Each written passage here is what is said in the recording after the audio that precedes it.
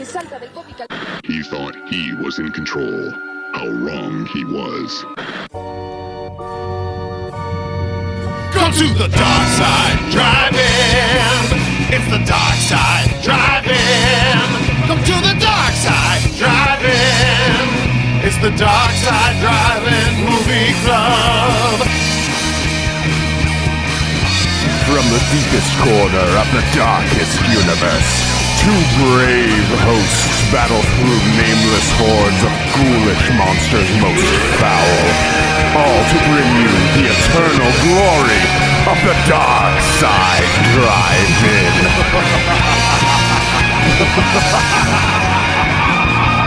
It's the dark side, drive-in. It's the dark side, drive-in. Come to the dark side, drive-in. It's the dark side, drive-in movie club. It's the dark side, drive-in. Come to the dark side, drive-in. It's the dark side, drive-in. It's the dark side, drive-in movie club.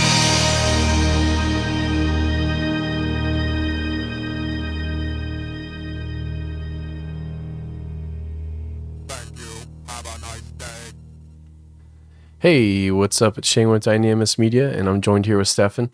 Hello.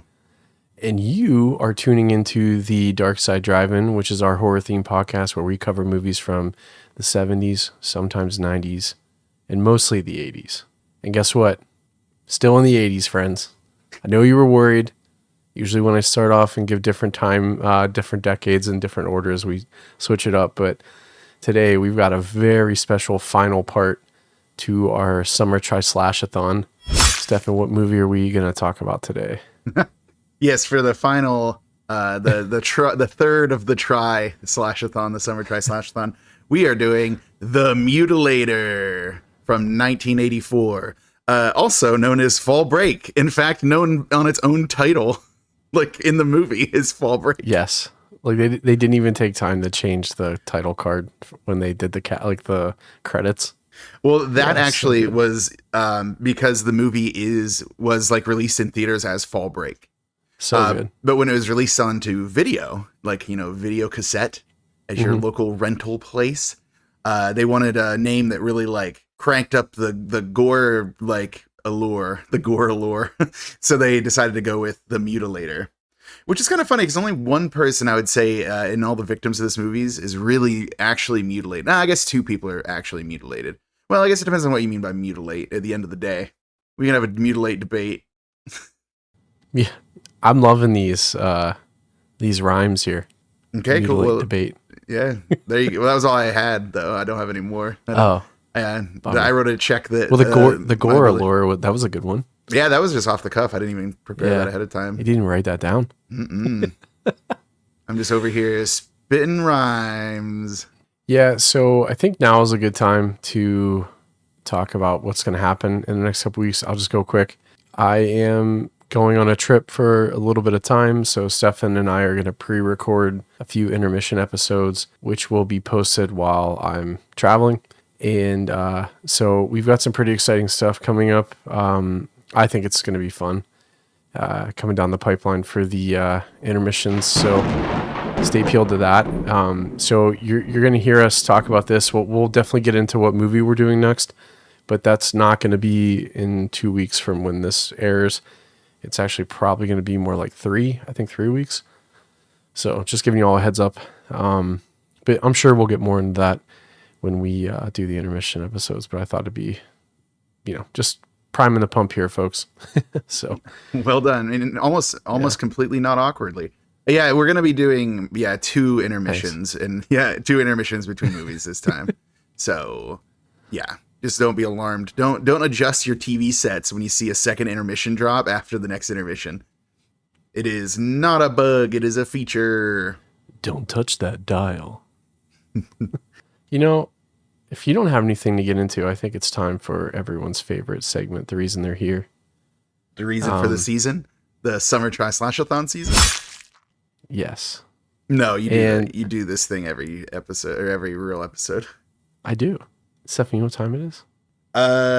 No. Okay. So yeah, I was going to say something real quick though. Do it. yeah, I was gonna say, yeah, since we're gonna be recording some stuff in advance, like, don't expect us to like be up on current events. Like, I won't be holding a copy of today's newspaper because it'll be recorded well in advance. We will, yeah. So if anything really cool happens and you're like, what the hell aren't they talking about it on the podcast? Because we're in the past. We're time travelers. Time is a flat circle. Time is like a bunch of discs, like stacked on top of each other. The internet is a series of tubes. Well, speaking of tubes, I think it's time for the creepy questionnaire. Ooh. Wait, why is that tubes? What's tubes about it? I guess I'm about to find out. Yeah. We love tubes. We're very like tube-centric here. Yes, yeah, we do love Tubi. So last time on the creepy questionnaire, we had the question, which 90s slasher movie was adapted from a novel by Lois Duncan? And Stefan, you guessed. I guessed, what is it? I Know What You Did Last Summer. And you were correct. Hey, I was right. And so were a lot of people that that reached out and DM'd and commented on the post. It's greatly appreciated. We always love connecting with people. So we'll post the next question soon.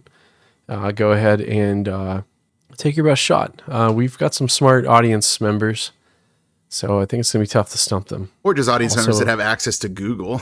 Yeah, I was going to call. One admitted it, so good for you. Good. So appreciate the honesty. Yeah. Yeah, really. But you know what I was thinking about later? Whenever it was like, oh yeah, it was like a novel by whoever it was written by. I was like, wouldn't it be funny if it was Hatchet by Gary Paulson? But because there's a horror movie called Hatchet, but it's not related. Hatchet's just about a kid named Brian who's has a plane crash in like northern Canada and has to live off the land with the use of his hatchet. I almost said Yucatan. I don't know where it is. But it's definitely not Yucatan. Whoa. No, it's definitely not. But no, yeah, I don't know where it was exactly. It's been a long time since I read Hatchet. But the movie Hatchet, with the David Arquette one, not even close to related to the book Hatchet. But wouldn't it be funny if it was? It's a shame. Wouldn't it have been a great thing if it was actually based off of the Gary Paulson book? So would it be a better book or a better movie? I guess probably better book. I feel like there was a movie version of Hatchet, the book, and it was not very good. I agree with you on that. Yeah, I don't know why I thought I said that the movie Hatchet was one with David Arquette. That's not true. I don't know why I thought that. Which one am I thinking of that David Arquette did? Eight-Legged Freaks. Oh, of course he did Eight-Legged Freaks. But no, there's like one. Didn't he direct one? Didn't he direct a horror movie franchise of some kind? Give me 1 second. Maybe he didn't. Is it Never Been Kissed? Yeah, that one. Yeah, that one's a horror movie in many ways. Oh wait, I did find it. Oh, did you? It's Trucked Up. All right, we're done here. This is a good episode. We're not going to record it anymore. We're done. We're done. The show's over. Yeah, we're canceling it. Show's over. Is it the Tripper? That actually might be it. Hold on. Yeah, it's the Tripper. I don't even care. No, it is. It's the Tripper. Is that the one that I was thinking of? Prominently features a person with an axe on the front. So I think that's the one. That's the one I was thinking of. Okay. Yeah, it is the 2006 smash box office hit. He directed that, right? He directed it, wrote it with Joe Harris, and also was in the movie. Okay, well there you go. That was what I was thinking of. I was for some reason Hatchet was the one in my mind, but Tripper was the one. So sorry, David Arquette, wherever you are. Now they've call us. Now they've unceremoniously killed off his character in the Scream franchise. Maybe he should bring back Tripper. Hell yeah, I'd be down. But so normally we do trivia, and sometimes we like to shake it up a bit. And one of the shakeups we do is what we like to call Spooky Taboo. Oh, are we doing that? Yeah. I think it's going to be good. So normally when you'd play this game, I would try to describe the movie by not saying the forbidden words, but some of these are so vague. I mean, you're going to get this one. But some of them are so vague that I think it's funnier to actually say it and try to guess it with just the forbidden words, because you only get 3, and then we'll do it on request. We'll do the year the movie came out. So Yeah, you usually let me have the year as well at the end. Yeah. So, Stefan, are you ready? I'll tell you what, Shane. I am the readiest I've ever been. Hell yeah. All right. Word number 1. Okay. Vibrations. Okay. Any feelings? No, that's so vague. That doesn't tell me much of anything. All right. Second word. Bacon. Bacon like the person or bacon like the food, I guess. I mean, I guess that's the challenge, right? Yeah, it's a challenge. Okay. Word number 3. Desert. Okay, I know what it is. Do you want the year or are you good? I don't need it. Okay. So what's your guess? My guess is Tremors. Okay. I mean, come on, vibrations. That's how they find you. With the graboids, is that what they're called in Tremors? Yeah. And Kevin Bacon is totally in that thing. So yeah, I'm gonna say that it's Tremors. What a movie too! I love Tremors. Yeah, it's such a great franchise. I actually love Tremors 2 more. I mean, the first one's just a masterpiece, but I just loved the second one when Bert had the sniper rifle and he shoots and it goes through like 4 things, a wall and a car, and then they can't escape because he shot the car. So that was I just loved it, And then Reba McEntire always does a solid job. I always forget that Reba McEntire is in that. Yeah. That Bert's first wife. one was like a real stacked cast. Because things really start to go off the rails after that, right? Because the second one introduces the ones that are like on legs, like they're walking around, right? And then like the third one introduces the ass blasters, the ones that fly. Yes. Yeah, and then didn't they eventually do one that was like a cowboy prequel? They did, yeah. They sure did. You either die a hero or you live long enough to become a cowboy prequel. But then there's like all kinds of new ones. Like Jamie Kennedy's in the new ones. I'm pretty sure, isn't he? In like the newest one. I'm ashamed to say that I haven't been keeping up with the Tremors franchise, so I don't know. I thought they had a TV series of it, but I really could be wrong. Yeah, what a knockout for Michael Gross, who played Bert, because he was the one they chose. It's just like same thing with Phantasm, where they just grab the one friend and he's now in charge. He's like, you are now the guy. So yeah, that's great. But yeah, so tune in, stay peeled for next episode, and we'll let Stefan know if he's correct or not. But yeah, find out last time if I was right, which I'm pretty sure that I was right. Yeah. Some of these are pretty good. Sometimes we just want to do the question so we can talk about the movie. So yeah. Oh yeah. Okay. So there's a 2021 called Tremors Shrieker Island. So that was the most recent one. Is Jamie Kennedy in that? No. John Heder is. Yeah, I don't know why I'm thinking Jamie Kennedy is in these movies. Either way. Yeah, but I mean, Michael Gross is in it. He's always like you were saying, he just basically became the franchise after the first one. Right. It looks like Jamie Kennedy is in A Cold Day in Hell, which is the 2018 gotcha. direct-to-video one. So yeah, Jamie Kennedy is in that one, but it doesn't look like he comes back. He plays Bert's son. Okay, well, that's new. Mm-hmm. So Bert just went off and had a son. Well, I mean, presumably he always had a son because Jamie Kennedy wasn't like recently born. Oh, it looks like he's also in Tremors 5 Bloodlines. So yeah, Jamie Kennedy is in a couple of them. He just wasn't in Shrieker Island for whatever reason. And for some reason, Napoleon Dynamite was instead. That makes sense. Whatever, man. That makes total sense, actually. Yeah. But yeah. Like the more you think about it, the more sense it makes. Sure. So yeah, we'll find out next week if I was correct. And it in fact was Tremors, even though I am the most confident I've ever been in anything in my entire life. I didn't even ask you for the year, which is part of it, 1990, by the way, folks. So for Tremors. Ooh, that means we could do it. I know. Next critter block, I really want to, because do you consider this a creature feature? I do. Oh yeah, right? Yeah, for sure. Okay, good. Oh yeah, good absolutely. You're a good person.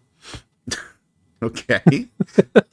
Sure. That's the gauge. Is if I think that Tremors counts as a creature feature, I'm just a good guy. That's like my only litmus test for how I judge and interact with people. If they think Tremors is a creature feature, it's a very limited range, and you don't bring it up often. So how do you? I know I don't have many friends. Everyone's bad all the time. Yeah. I just go in with the assumption that people don't consider Tremors to be a creature feature. Or They have to consider prove Tremors me. at all. That's actually even worse. They probably don't, honestly. I know. See, I thought you were going to ask me a question about like The Shining or something, because like Shelley Duvall had just passed away recently.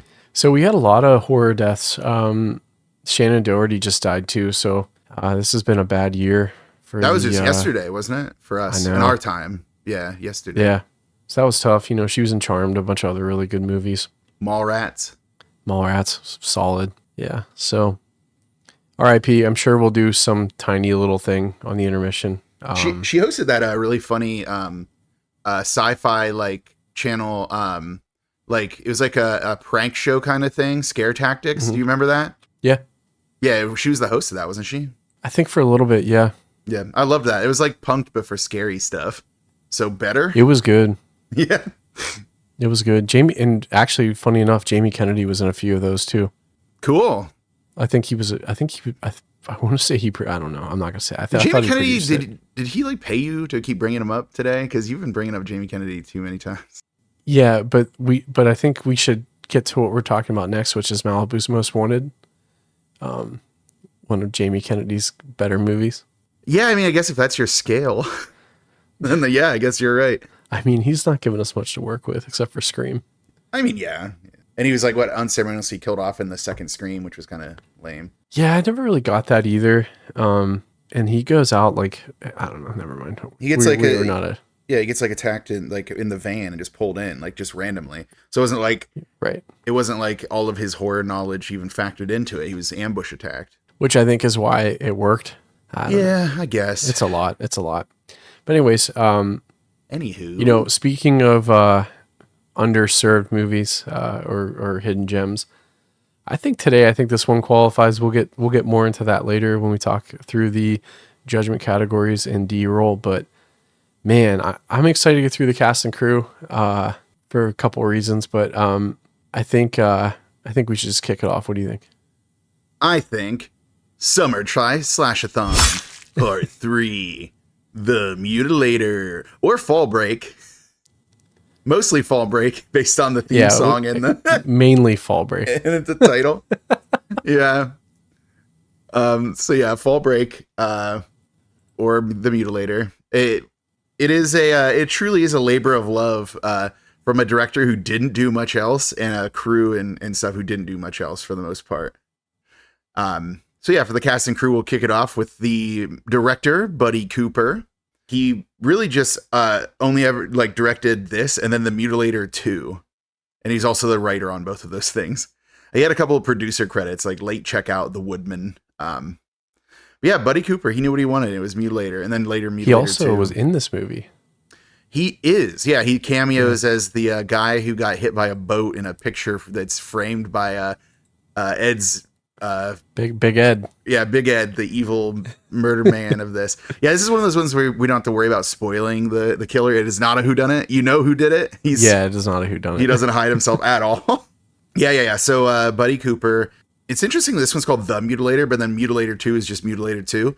And it came out like recently. It came out like Mutilator 2, I think it came out in like 2022 or something like that. Let me look it up. I don't want to get it wrong. 2023, like literally just came out. And an interesting thing about it is if most of the people who were in the first one do make an appearance in the second one as themselves. Okay. So I'm very curious about what the second Mutilator is. I cannot find it streaming anywhere, but I'm just very curious about what Mutilator 2 was, what it is. Because basically everyone who survived, survived like in terms of like in real life, because 2 cast members died before the release of Mutilator 2. They're deceased, right? But if they weren't dead RIL, they returned for Mutilator 2. So I'm just very curious about what that movie is. But no time to wonder about that. Oh, another thing about Buddy Cooper too is apparently his family like owned the hotel where the cast and crew stayed during the filming of this. And continues to operate it. And many of the people who worked on the movie, like in the varying like production roles, still work at his hotel because they were just his employees at the hotel. Which I thought was pretty funny. I thought that was kind of cool. And for like a not seasoned cast and crew, that's a pretty, I think they did a great job. I thought they really did make a movie. No one can say they didn't. Yeah. Well, you know where they all are now? No. We're going on now. On fall break. Oh no. All right. How many times can we make that joke? I mean, as many times as it can be. The co-director, and then I think also co-writer, is John Douglas. Who's also the co-writer on Mutilator 2, and he had a special effects credit on The Abyss, and that was like all I had for John Douglas. That's awesome. Yeah, it's just interesting to see he's on like special effects for The Abyss. It's like, wow, I mean, you're gonna do one. So the next up, I'm not even gonna waste any more time. Like, there you go. There's our two directors, so like co-directors. Sure. For the special effects person, they were all credited as makeup people. I actually focus on Mark Sjostrom for this one. And if this is double dipping, I apologize. But because he's actually been like a special effects person on 2 other movies that we've covered for the podcast. But I went and looked in my notes from those, and I did not see that I'd written him down. So I think that was like what you'd said last time, like before we'd actually started doing a deeper dive on the special effects people and giving them their due. So yeah, Mark Sjostrom. The movies for us that he did were The Supernaturals and From Beyond. So 2 bangers. Nice. And it's easy for him to get lost in the From Beyond, because that one, remember, that had an army of special it was like 30. Mm-hmm. Yeah. So some other ones for him: Deep Star 6, Alien Predator, Jekyll and Hyde, The Slumber Party Massacre, The Sword and the Sorcerer, Forbidden World, The Beastmaster, Videodrome. A bunch of Nightmare on Elm Streets. I think like the first 3, like Nightmare on Elm Street, Nightmare on Elm Street 2, Freddy's Revenge, and Nightmare on Elm Street 3, Dream Warriors. Witchboard, Evil Dead 2, Prince of Darkness, Phantasm 2 and Phantasm 3, Lord of the Dead. Star Trek Generations, Men in Black, How the Grinch Stole Christmas, Toolbox Murders, Puppet Master versus Demonic Toys, Return of the Living Dead, Necropolis. Sorry, no Return of the Living Dead, Rave to the Grave. And then his most recent credit was Amityville: The Awakening, which I think was like just last year, I want to say. So he was still very much active out there in the movie world. But yeah, is there anything you wanted to bring up for Mark Sjostrom? He had a lot of credits, so I did have to cut them down. And I even skipped over a few of them. The big ones. Yeah, I've even skipped over a few of them that I had in my notes here because I wrote so many down. And then I was like, yeah, the part of the podcast everyone loves is just me naming off titles of things people have been in. Like, our audience will not be seated as I name off all of these credits. Well, next up is... Oh, sorry, what were you going to say? I was going to say, it's just interesting running into someone like that in this movie, because like pretty much everybody else is not really done anything else. No, and that's what I wonder about it, is like, I mean, I guess, Buddy Cooper did take this thing seriously enough that he's like, I need to have a good like makeup crew here if we're going to make this movie. And interestingly enough, there's actually if you read the IMDb trivia, there were a couple of like kill effects they wanted to do, but they couldn't make it work. They just didn't have the budget, and they didn't have the resources. So it was interesting to see that some of like the more probably less impressive kills are probably a result of like a game day decision. They're just like, we cannot do this. we have to do something else. Which, and maybe we'll talk about this more like during the plot description or at the end. I don't know if it suffered from that, right? I think they made the right call, because you watch some of these movies, and when the kills are done poorly, it like doesn't hold up. So like, I think they made the right call on some of them. I'm sure they would have been cool because some of the stuff they did was pretty wild. I think it's better to, if you can execute something well, then execute something well that maybe you have to compromise on, but it makes it a little better. All right, but next up is your favorite, the music. Michael Menard, the writer of the Fall Break theme song, which I know that you love that song. That you like it when the leaves of summer turn red and gold and the football games bring a hint of the cold. Time to get away. Going on now. So you know who sang the song, right? Peter Yellen. No, I don't know. He's an actor. He's in other stuff. Like he's just like, so I just like how they randomly like, hey, we're gonna write this like hit banger sitcom theme song. We're gonna get some other guy to sing it. I love when stuff like this doesn't line up, like when the moods don't match. It is such a sitcom song. In fact, the beginning of the movie, when like we finally get the title drop and we get like the montage of them driving, it feels like a sitcom. It does not feel like a horror movie. It's like, what were you doing? Why were you doing this? It's like I was watching Growing Pains or Full House or something. It was like, so good. Yeah. Because like I do that sometimes with our music between like transitions, where I'll put like a weird, like mildly like normal song and then put like screaming under it. I don't know. I just love when stuff like clashes like that. I thought that was a funny thing that happened. And I think the ending credits though take it for me though with the song. Yeah, the reprise. Yeah, really. The juxtaposition between the juxtaposition between like gruesome murders and then just like a nice like, hey, we're happy. It's the 80s. We're gonna have some fun. It's fall break, baby. Yeah, no, I understand what you mean. It's just it was very jarring for me, considering that the opening of the movie was like a kid accidentally shooting his mom with a gun.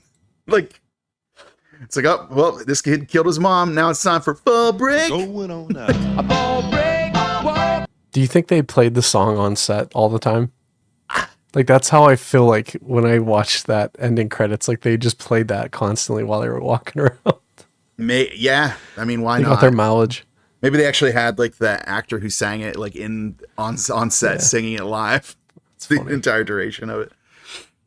All right. Well, that's it then. We covered the music. Or no, we didn't cover the music. I didn't actually say what he did besides this. He did a movie called Special Effects. He did Return to Salem's Lot, Dead on the Money, and then something called Red Thread: The Prisoner and the Painter. So not a lot of credits, but this isn't his sole credit like a lot of these people's are. So yeah.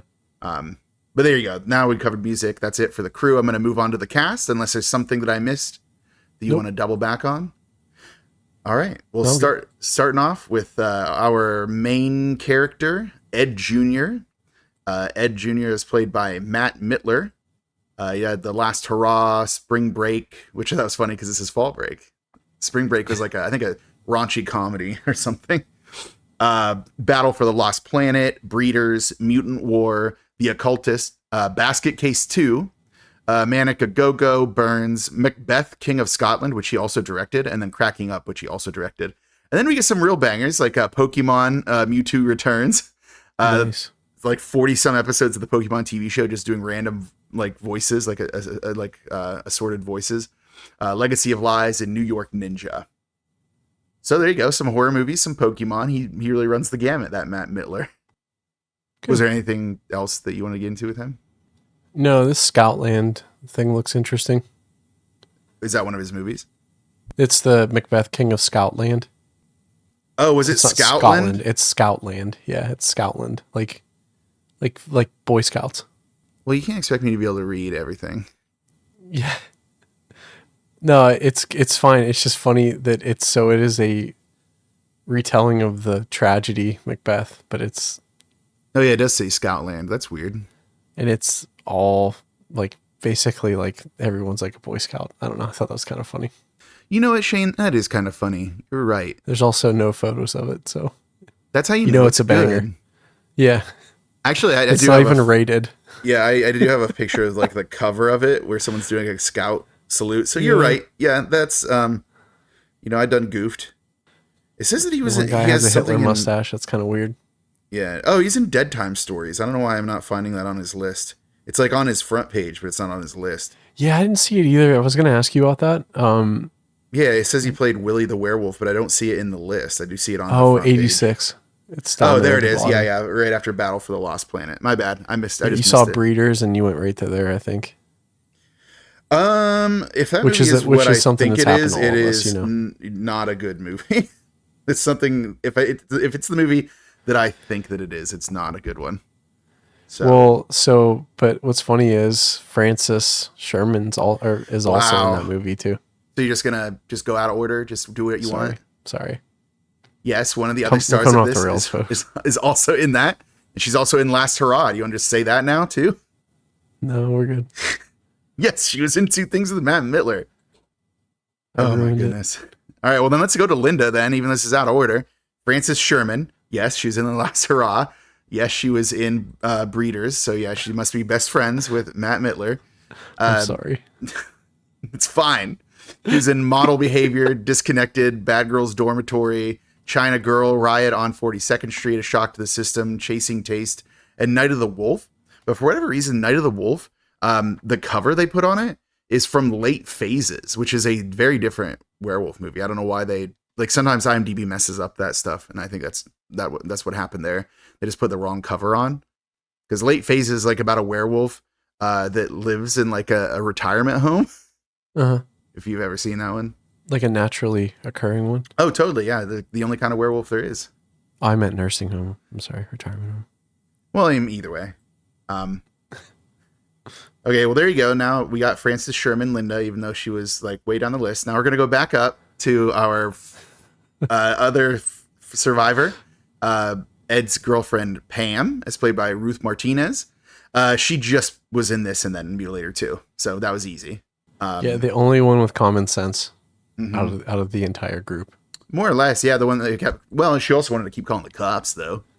But it turns out she was right because there was a murder in the house. Then probably the most obnoxious character, Ralph, as played by Bill Hitchcock.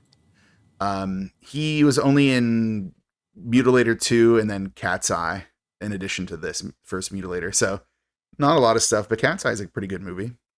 Next up is Sue, as played by Connie Rogers. Says here it's just this. That was easy. Next up we have Mike, as played by Maury Lampley, which is a weird name. And it's just this. And apparently, like, a lot of the cast really bonded during the filming of this. And even after they had died, they would stick around to support one another. But everyone except Maury Lampley, who's apparently kind of a jerk and left as soon as he died. Really? That's what the notes say. Like, it's not like IMDb's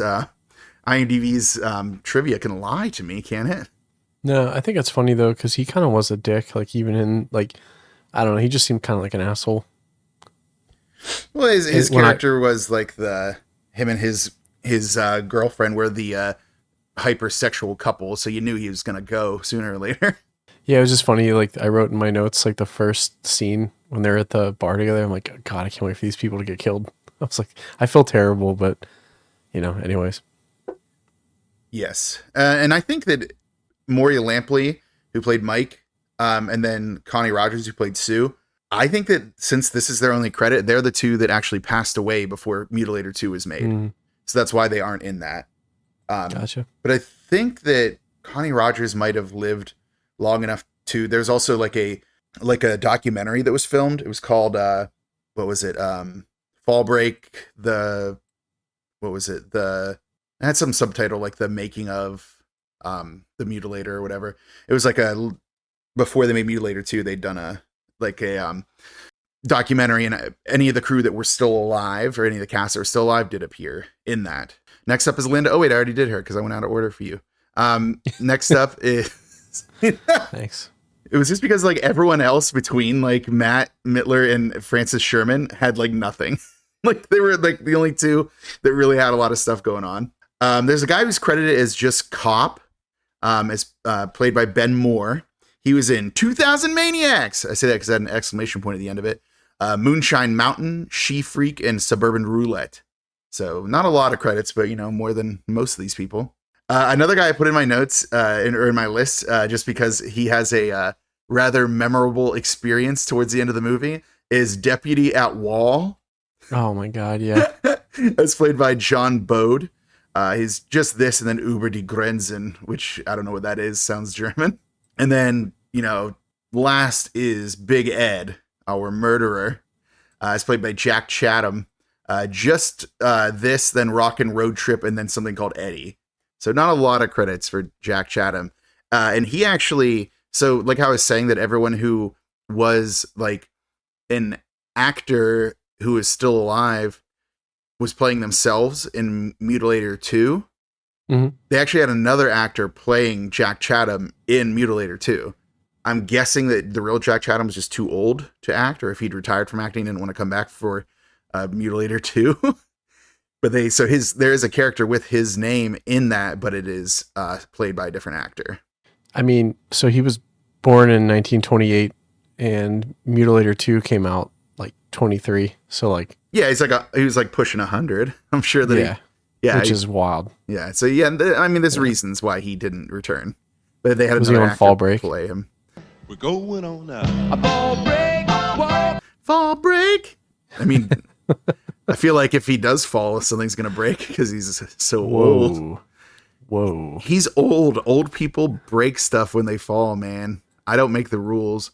The only other person I wanted to bring up, she only has only this as her credit, but it's actually Pamela Weddle Cooper. Okay. Oh, the mother. Yeah, who plays Ed's mother. And yeah, she stepped in the last minute to play the mother in the opening scene after the original actress who was cast decided for religious reasons that she didn't want to do it. Well, I feel like your agent's like, hey, we're going to put you in a movie called Fall Break. It's about college kids that have a bunch of mishaps, adventures, and stuff at a beach house. It's like, okay, I could get behind that.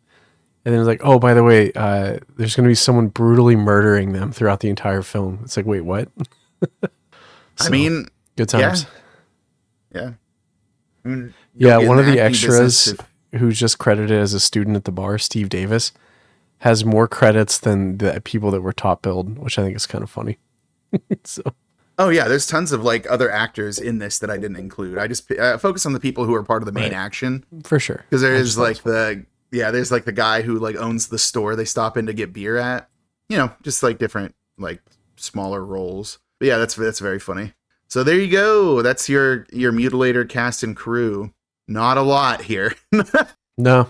This might be like a record time of getting through this to like move on already. Like we're only 40 minutes into this recording almost, and we're just like, all right, that's it. We're done here. Guinness might call us. Guinness, yeah. Hey guys, world record for shortest whatever. All right, well, I guess if that's all we're gonna do for the cast and crew. Yeah, I did it. I think that means it's time for the plot description. When the leaves of summer turn red and gold and the football games bring a hint of the cold, time to get away. We'll pack the car with escape in mind, forgetting about classes, leaving books behind, time to get away. Empty cottage sitting on the shore, tourists all left about a month before, and we're gonna have a good time. Gonna have a good time. Yeah, we're gonna have a good time. We're going on now. A ball break, walking hand in hand in the moonlight. ball break. I was gonna do it. I literally primed it. I was like priming, like ball break.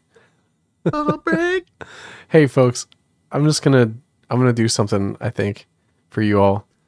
Because I know a lot of you don't actually watch the movies. I'm gonna post the video to something. I'll probably Facebook because I can actually post videos there. Or maybe I'll just borrow the song. We'll know. We'll find out. Stay peeled. Can't imagine that they're gonna be like pushing the rights on that thing, but maybe they will. Maybe that's like somebody's magnum opus. Like who's the guy who wrote the music? Exactly. Yeah. Hey, that's rude. Michael Menard. Like this is his thing. This is his like moment. Boom. Cold open on a house. No opening credits. Is this legal? What? Don't worry. We will have some later. Also, I made a caption. Yeah, I made a caption note and it said birds twittering, and I'm like, I think Elon Musk wants to say birds Xing, but we'll find out. You get some really like what? The subtitles in this were pretty good. They were. Especially when it's describing the music. I thought it was kind of funny. Yeah, it was trying its best. But yeah, we get some idyllic music play as we see a woman preparing a birthday cake. There's a layer of whimsy. So we see a young boy peeking out from behind a door behind her, watching his mother work. He sets up, a happy birthday daddy sign on his father's gun cabinet. Yeah, the note says, all cleaned by me. And the boy then proceeds to take out guns one by one. Surely this will end well. A child cleaning guns has never gone poorly. So the boy sits down on a leather couch next to like an old looking globe. I put in my notes that the father definitely decorated his den in the style of Ron Burgundy because leather couch, it smells of mahogany. Rich mahogany. Yes. And I put in my notes, wow, this kid sucks at guns. He literally holds the barrel to his eye to look down at. Hey, What? so the first time I watched this movie, I misread the plot, and I thought I don't know how I got this, and I thought he was a killer because of his son. Something happened to his son. So like, oh my god, they're gonna just kill this kid right in the beginning. You know what I mean? But then I Oh, how wrong you are. I know, it was funny. But the kid like points his gun forward and fires. There is a bullet in the gun. What travels through the wall, hits his mom in the back, causing a very gruesome, bloody wound, and it kills her instantly. She's dead. Just then, the boy's father. And can we talk for a second? So I gather that part of the reason that Big Ed goes on the killing spree is he still blames his son for his wife's death, right? Like that's the undercurrent. Yeah, but I do think there was always something there. Okay, either you know what way, I mean? I'm Like saying lingering. You know what I mean? Yes, but based off of what we'll see later, the fantasies that Big Ed has of murdering his son while he was a child, Yes. it's got to be it's like related to the death of his wife. I mean, we hope so. Well, yeah, otherwise he just wants to kill his kid. And I get it. I mean, I don't really get it. I don't How do wanna you kill get it, Stefan? I don't Go want to ahead. kill children. But what I'm saying is, okay, that is a reasoning. Like, I'm not saying I get it or I empathize with it or I approve of it, but I do understand it. As John Osterman said, Dr. Manhattan, without, condoning or condemning, I understand. That is a motivation that I understand. But like, is he not at least a little bit projecting onto his son? Because why did he leave a loaded gun in his cabinet in the first place? Yeah. Like, you don't do that. You unload your firearms, dude. Like, if it's going to be in the gun cabinet. So that's what I'm saying. Like, I think that maybe part of this is projection because he never should have left that loaded gun there to begin with. But then the father, who we'll learn is Big Ed, arrives home. He walks in, sees his son over the corpse of his wife. He then goes and corners his son in the den and starts beating on him. So, just some light child abuse, like 5 minutes in. Isn't this great? He then, grabs his gun and starts to follow his son, who now we know that's Ed because Big Ed is his father. But rather than pursue his son with the gun to, I guess, kill him, he stops to drag his wife's body into the den. And here's where stuff gets a little weird. So like the old globe has whiskey in it. So Big Ed sits with his wife's body on like the floor next to him in front of like the leather couch. It was weird. He takes a big swig of whiskey and then he sees Ed's note about the gun, happy birthday, daddy, guns cleaned by me. And he puts the note on his dead wife for some reason. And then he takes a glass of whiskey and tries to pour some whiskey into her mouth. And then he just sits dejectedly as the sound of sirens are heard. And a young Ed is peering in at his father from outside the door frame. So, tragic opening, smash cut to later. We get a song about fall break. Don't worry. It's not the only time we're going to get it. So if you're feeling all right, you're going to continue to feel all right. Now we see an adult version of Ed sitting at a table at a bar looking unhappy as he drinks a Budweiser. And I said, but then again, who wouldn't? Am I right? Budweiser sucks. So he's then joined by a woman who we will know as Pam and another man and woman who are Mike and Linda. Ed starts to complain and he's upset about having no fall break plans. And then, not the beer selection, which is what I would be complaining about. And no IPAs. I don't think they existed back then, though. Pam reminds him that she had told him in advance to make plans. The first of many times Pam is going to be kind of a wet blanket nag person. So if you want a wet blanket, Pam's your gal. Your personality. Yes. Negative. Sudden phone call, and a man at the bar with a sweater draped over his shoulders that we'll later learn is Ralph informs Ed that the phone call's for him. And we get a little preview of Ralph's personality because Ed's like, oh, yeah, right. Nice try with the jokes. But then Ralph's like, nah, for real. It's like, oh, okay. So we'll understand that Ralph's like kind of a jokester. But don't worry, none of the jokes are funny in classic 80s style. They're mostly annoying. Does he happen to give a hockey mask to anybody and set them on a killing spree? What, Ralph? Yeah, making a Friday the 13th joke. Oh, because of, yeah. Same vibes, same energy. That is what happened. Yeah, it's one of the most annoying, one of the annoying jokester type characters that you get in your Friday the 13th. Were you excited on Saturday when we hung out, when I was wearing my Friday the 13th, the final chapter shirt? It was great. It was great. Something for the audience there. Where did you get that? 13th. I got it from, there's a website called Cavity Colors that I buy t-shirts from. Because they originally, the reason I stumbled onto them is I love Psycho Goreman, and I got some Psycho Goreman shirts from them. And yeah, they just have a revolving series of shirts. Although not all of them are bangers, because I bought a mystery shirt that turned out to be a purple Rocky Horror Picture Show shirt. Yeah, you're thrilled about that one. It's not, it's what Rocky Horror Picture Show, take it or leave it. You know, it's got some catchy songs. It's fine. But man, purple, I don't wear non-black t-shirts. I don't know what to do. So I told you, let me know.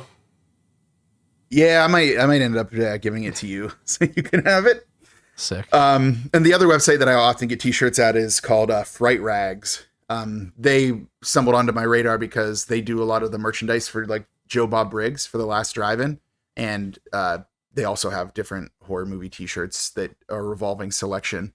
And actually both those sites have started doing like print on demand ones. So it's gonna be a little more expensive, but they're not limited by the stock they have. Because that's part of like the thing is like they only have X number in various sizes. And once they're gone, you know? So right. There you go. The audience will not be seated as I discuss my t-shirt purchasing habits. But all right, yeah. So what is it? We get Ed on the phone. He learns that his father is, I don't know if his father is the one calling him. I think his father's the one calling him. But so we don't have time for that, though. We're going to get an exposition dump where we cut to Ralph asking Mike and Linda about their fall break plans. Linda's apparently going to go for the high score on an arcade cabinet. Then they call it like a video machine or something. That's really weird. She says video machine. Yeah, and Mike's like, and I'm going to watch. And I was like, that actually sounds fun. I think it'd be fun to hang out at an arcade. That machine was so loud. It was. You could hear it in the background of this entire scene. It was very loud. Yeah, very, very loud. Yeah, so Ed goes to the others to borrow a piece of paper because he has to call his dad at oh, yeah, that's right. The call was from somebody who isn't his dad, telling him to call his dad.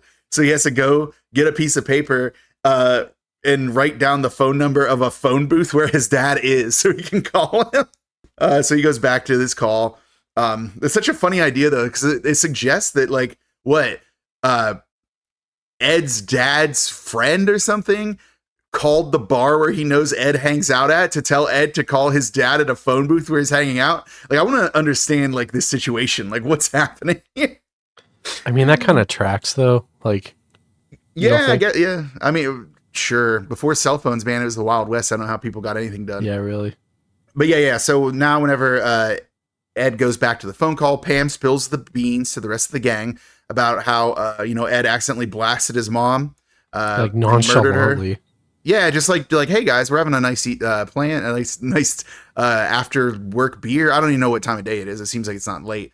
And it's like, oh yeah, there's a tragic accident where Ed shot his mom. It's like, wow, guys, just bring that up. And then I put in my notes that he had the trigger discipline of an American police officer. Am I right? It's my new joke. So like, Shane, it's my new joke. It's what's funny though is then he comes back to the table and he's like bitching about his dad. He's like, dad's fucking drunk. He's a loser. It's like, you shot your mom. Like, dude, you shot your mom. He's had to put up with you your entire life. Like, give him a break. Well, it seems like he's done with it, which is kind of funny that he would choose now to kill his son. Like, you've had his entire life. He's like, damn, his boy's going to be successful. Can't allow it. Yeah, so we see Ed on the phone, and like his dad basically hangs up immediately after giving Ed some instructions. And Ed, goes back to the table, explains to everyone that his dad wanted him to go close up the condo for the winter. Ed's resentful because his dad is mean to him. And he says that he doesn't want to do it. So he crumples up the paper with the instructions from his father and, departs the table to go get another mediocre beer. And then did you see my notes where I just noticed that the rest of the people at the table are drinking Natural Light from cans? Yeah. What bar sells natural light? I didn't even know that you could. Yeah, the gang passes the note around. They've opened it up, the note he crumpled, and it seems that they've wordlessly endeavored to decide that they're going to accompany Ed on this task, since it's a condo at the beach, and college students, they do love beach condos, from what I've read. Hold on, let me check my notes. Yeah, it says here that college kids love beach condos. They actually love any out of the way place where they can go to get drunk and have intercourse, Shane. Yeah, especially on fall break. We're going on now. A ball break. Fall break. I'm gonna cut that in. I think every time we do that. You've got to. So I can't wait. they tell but then when Ed gets back to the table, they tell him that they can come and do the work since he said any 10-year-old could do it, and then they get to relax on the beach for 4 days of fall break. Oh, you're not gonna do fall break? We're going on now. A ball break. Fall break. Okay. Yeah, Ed instantly gives in and says that he has he's like, oh, I have a bad feeling about this. It's like, well, I'll tell you what, buddy, you oughta. All your friends are gonna die. So continuity cut to later, outside what is probably a dorm building, just like an old looking building. Man, do you remember the freshman dorms at Westminster those were horrible. So I actually got lucky. I got put into the upper class dorm. Wow. I'm not kidding you though. The room was, I think, 8.5 by 11. So so I shared a room. So my roommate and I, literally, we had one of the smaller rooms, because they're on each floor, the 2 rooms across from each other near the end, because the end rooms were huge. So to make up for that space, you had a really small room. So yeah, we got stuck in the one that you could almost touch both walls at the same time. It was pretty wild. But yeah, those dorms were rough. I was next door to my RA. My room was right next to my RA's room. And he would fall asleep while watching Futurama a lot, really loud, which is pretty funny. Yeah, no complaints. I love Futurama, so it was just funny. But I know exactly what episode it was based off of what I could hear. Good news, everybody. Good news, everyone. I've taught a toaster how to feel love. But yeah. So Ed, Pam, Mike, and Linda all roll up in a convertible. Ralph is out front. He makes an excuse that Sue, who we didn't meet in the last scene, can't come because she botched an exam and that he wouldn't feel right going without her. But Sue comes out, and it turns out she's ready to go. It was just one of Ralph's classic bits. Ralph, you stinker. Yeah, what a stinker. So Sue hits Ralph with her bag, and they all pile into the car. Ed is unable to get the engine to turn over, which, I'm sure that'll factor into the plot later, right, Shane? A car that won't start in a slasher movie? The very idea. So, yeah, but then Ralph is not one to let a delay of game ruin his time. He goes ahead and says, oh, if we're not going anywhere, might as well have a beer. And then he grabs a beer out of the cooler and is just drinking while Ed is driving. That is illegal. And he does it the entire way. He's constantly drinking beers for this entire thing. Well, and then, they even know because the cops, and they're trying to hide it. Yeah. No, they know it's illegal. Yeah. Yeah. Aren't they lawyers too, or law students? Are they? I didn't know what they were. I think Ralph is, because he says that about the beer. Oh, does he? Yeah. When he tries to convince the guy who owns the store that it's actually ageism for the guy to offer retirees a discount and not offer it to him. Yeah. Okay. But oh man, theme song time. It starts up, and only now we get the opening credits. Shane, because they're on the way to fall break. We're going on now. A ball break. Yeah. So, the text is interesting during the opening credits. It's a soothing blue, which you wouldn't expect from a murder film. And this is where we get the title drop, and it is the title on the movie is still Fall Break. It is not The Mutilator, which I love. I put the audience will not be seated during the whimsical driving montage set to this jaunty Fall Break theme song. And also I put, I think Buddy Cooper might be involved in this film because I think he has 8 credits during the beginning. All right, but then during the montage, we get a brief pause of the musical montage where the car breaks down. Ralph goes to get some beer, and this is what you're saying. It's we understand his character better because he's if we're going to be stuck here, I'm going to go get some beers. So he grabs a 6er of Natty Pounders, because there's no good beer in the world at this time. Then Ralph, tries to convince the guy working the counter that not giving him the senior citizen discount is actually discrimination. But Ralph says that if the clerk gives him the discount, he'll buy 2 6-packs instead of 1, and then everyone wins. The clerk agrees, so Ralph gets a second sixer of Natty Pounders. He leaves thinking he got one over on the guy, but after he leaves, a lady goes up to the clerk and is like, "Is that another another smart-ass college student who said that if you give them the discount, they'll buy 2 instead of 1?" He's like, "Yep." So it turns out that this is actually a ploy by the clerk to sell more beer. I mean, so I guess in that time, it was like that a common argument of like, "Hey, I'll buy 2 if you give me the 10% discount." I don't like. I'm going to be honest with you, man. I wasn't alive in 1984. I don't know how common it was. And I certainly wasn't buying beer. Well, that's your fault. Wait, what? How? How's... Okay. We don't have time for this. Yeah. So the montage then continues as the gang is once more drinking while driving. I think all of them are at this point. It's not just Ralph. While they're crossing a bridge to go to the island where the beach condo is, there is a cop behind them, but they hide their beers so as to not get pulled over. So that's what you were saying earlier. The gang arrive at the condo on the beach. I'm not sure how it's a condo, though, because it just looks like a house. It's just a house. Shane, it's just a house. It's just a house. It's just a house. I don't know how that's a condo. You can't just call stuff condos when it's a house. Ed is going to toss Ralph the keys, but it turns out the door's already open. There is evidence that there was a pretty sick bender that went down, and Ed explains that it was just his father and his old hunting buddies who probably tied one off and left a mess. Ed's friends, particularly Pam, want to report that there was a break-in to the police. Ed, though, probably used to like his entire life of his dad's BS, explains that there aren't even that many cops on the island. They just have like one beach patrol and then that one cop they saw on the mainland on the bridge. We get a brief, like, what looks like it's going to be a red herring where Ralph is like, what if they're still here? Like in a mock spooky way, suggesting that there's a murderer there. It's like, yes, there is, but the murderer is actually not a stranger. It's not an intruder, as we would say. Nope, just a mutilator. Just a mutilator. And honestly, not even nearly enough. They explore the living room area full of Big Ed's trophies from his various hunts. You get the feeling that the waterways in the forests of America run red with the fruit of his vicious slaughter. There's also a picture of a human being who is dead. And that's when what Ed says that Big Ed had hit the guy with his ski boat. Accidentally. Yeah, and it's like, yeah, but why does he have a picture of him? like framed. Yeah, why do you have a framed photo on of a nightstand? Not like they just found it in a box. Like it's like the prominently displayed. The meme of Wolverine, like with the picture of Jean Grey. It's like that, but Big Ed just takes out the picture of the guy he hit with a boat. And that because that was what, like, at that point Ed says something like, yeah, my father said he's hunted every living thing on earth except man, of course. It's like, no, he totally hunted a man. He has a picture of it in his trophy room. I like how the gang is like understandably concerned. Yeah, so Sue puts some sunglasses on a deer head. Then she pulls a giant hook off the wall. Ed explains that it's a gaff. That's a little something we like to call Chekhov's gaff. Shane, I love that in your notes.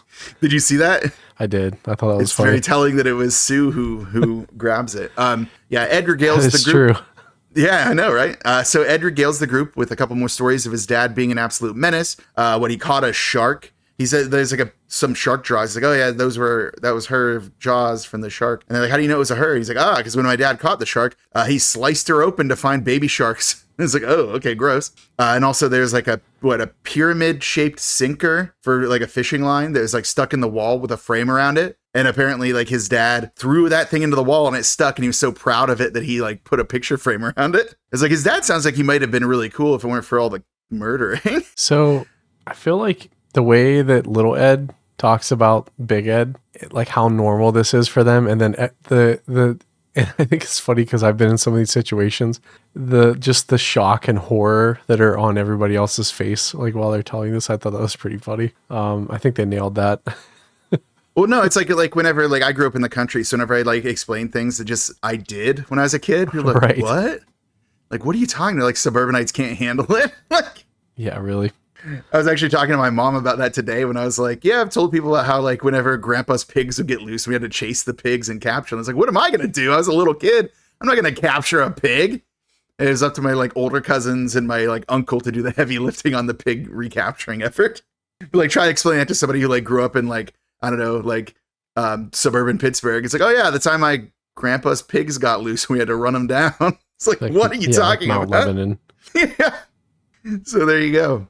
But we get some sinister tones, Shane.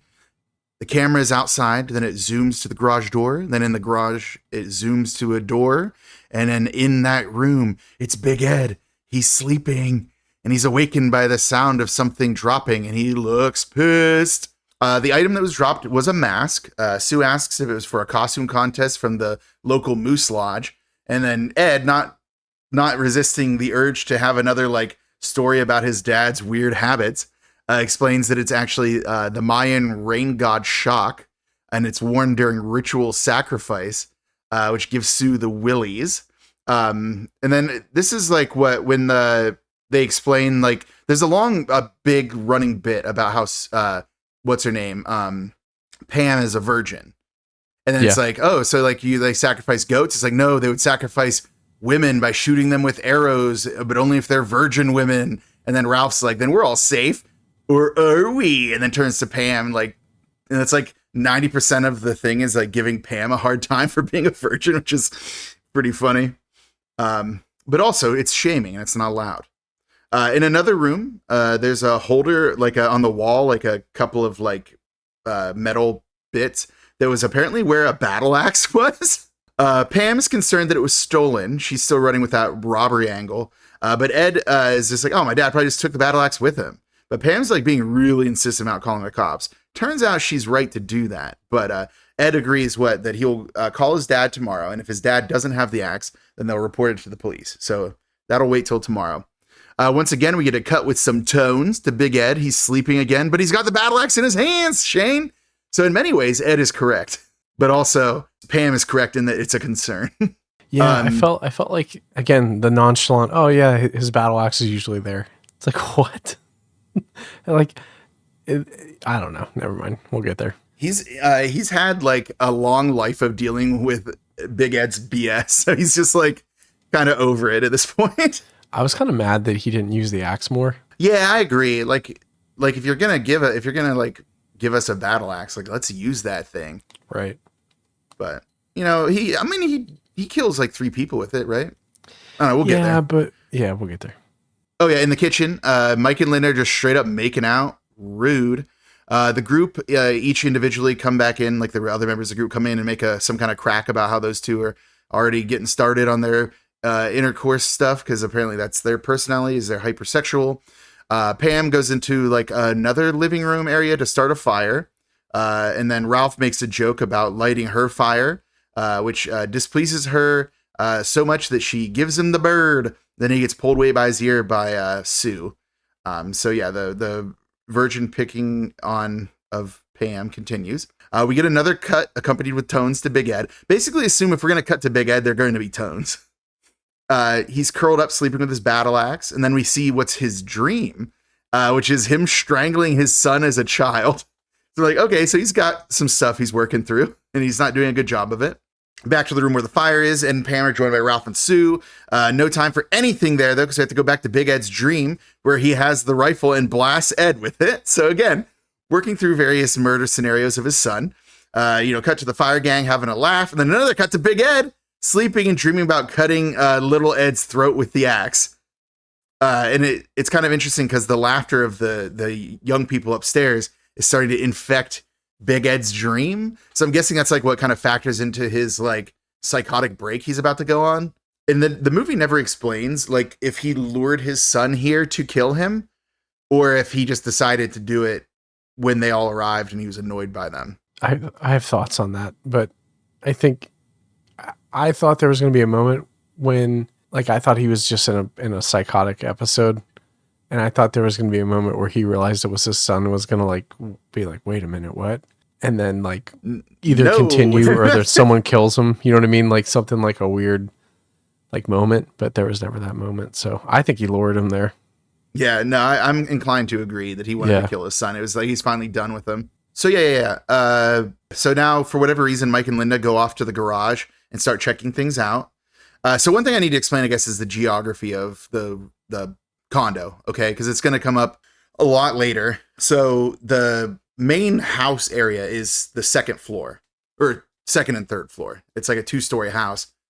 The first floor is just the garage and like that utility room and then a closet where like all the netting is. There's a side door which goes to the left of the garage, which is one of the exterior entrances. There's a back porch that has a sliding glass door that's another way to get in. But there's also an interior door from the garage basement to the main house second floor.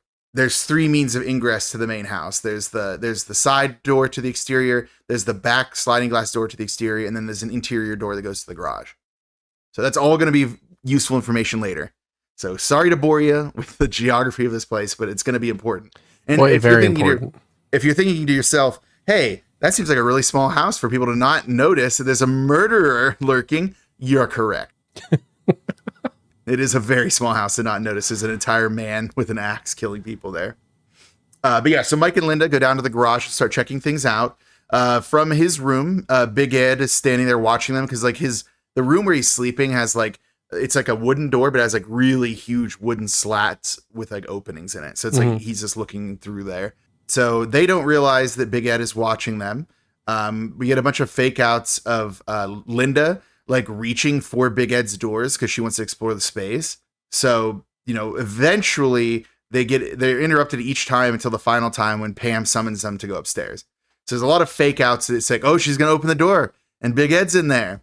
Oh, and I guess I didn't mention they get jump scared when they open the garage like closet and there's like a rain poncho and some stuff on like the door there.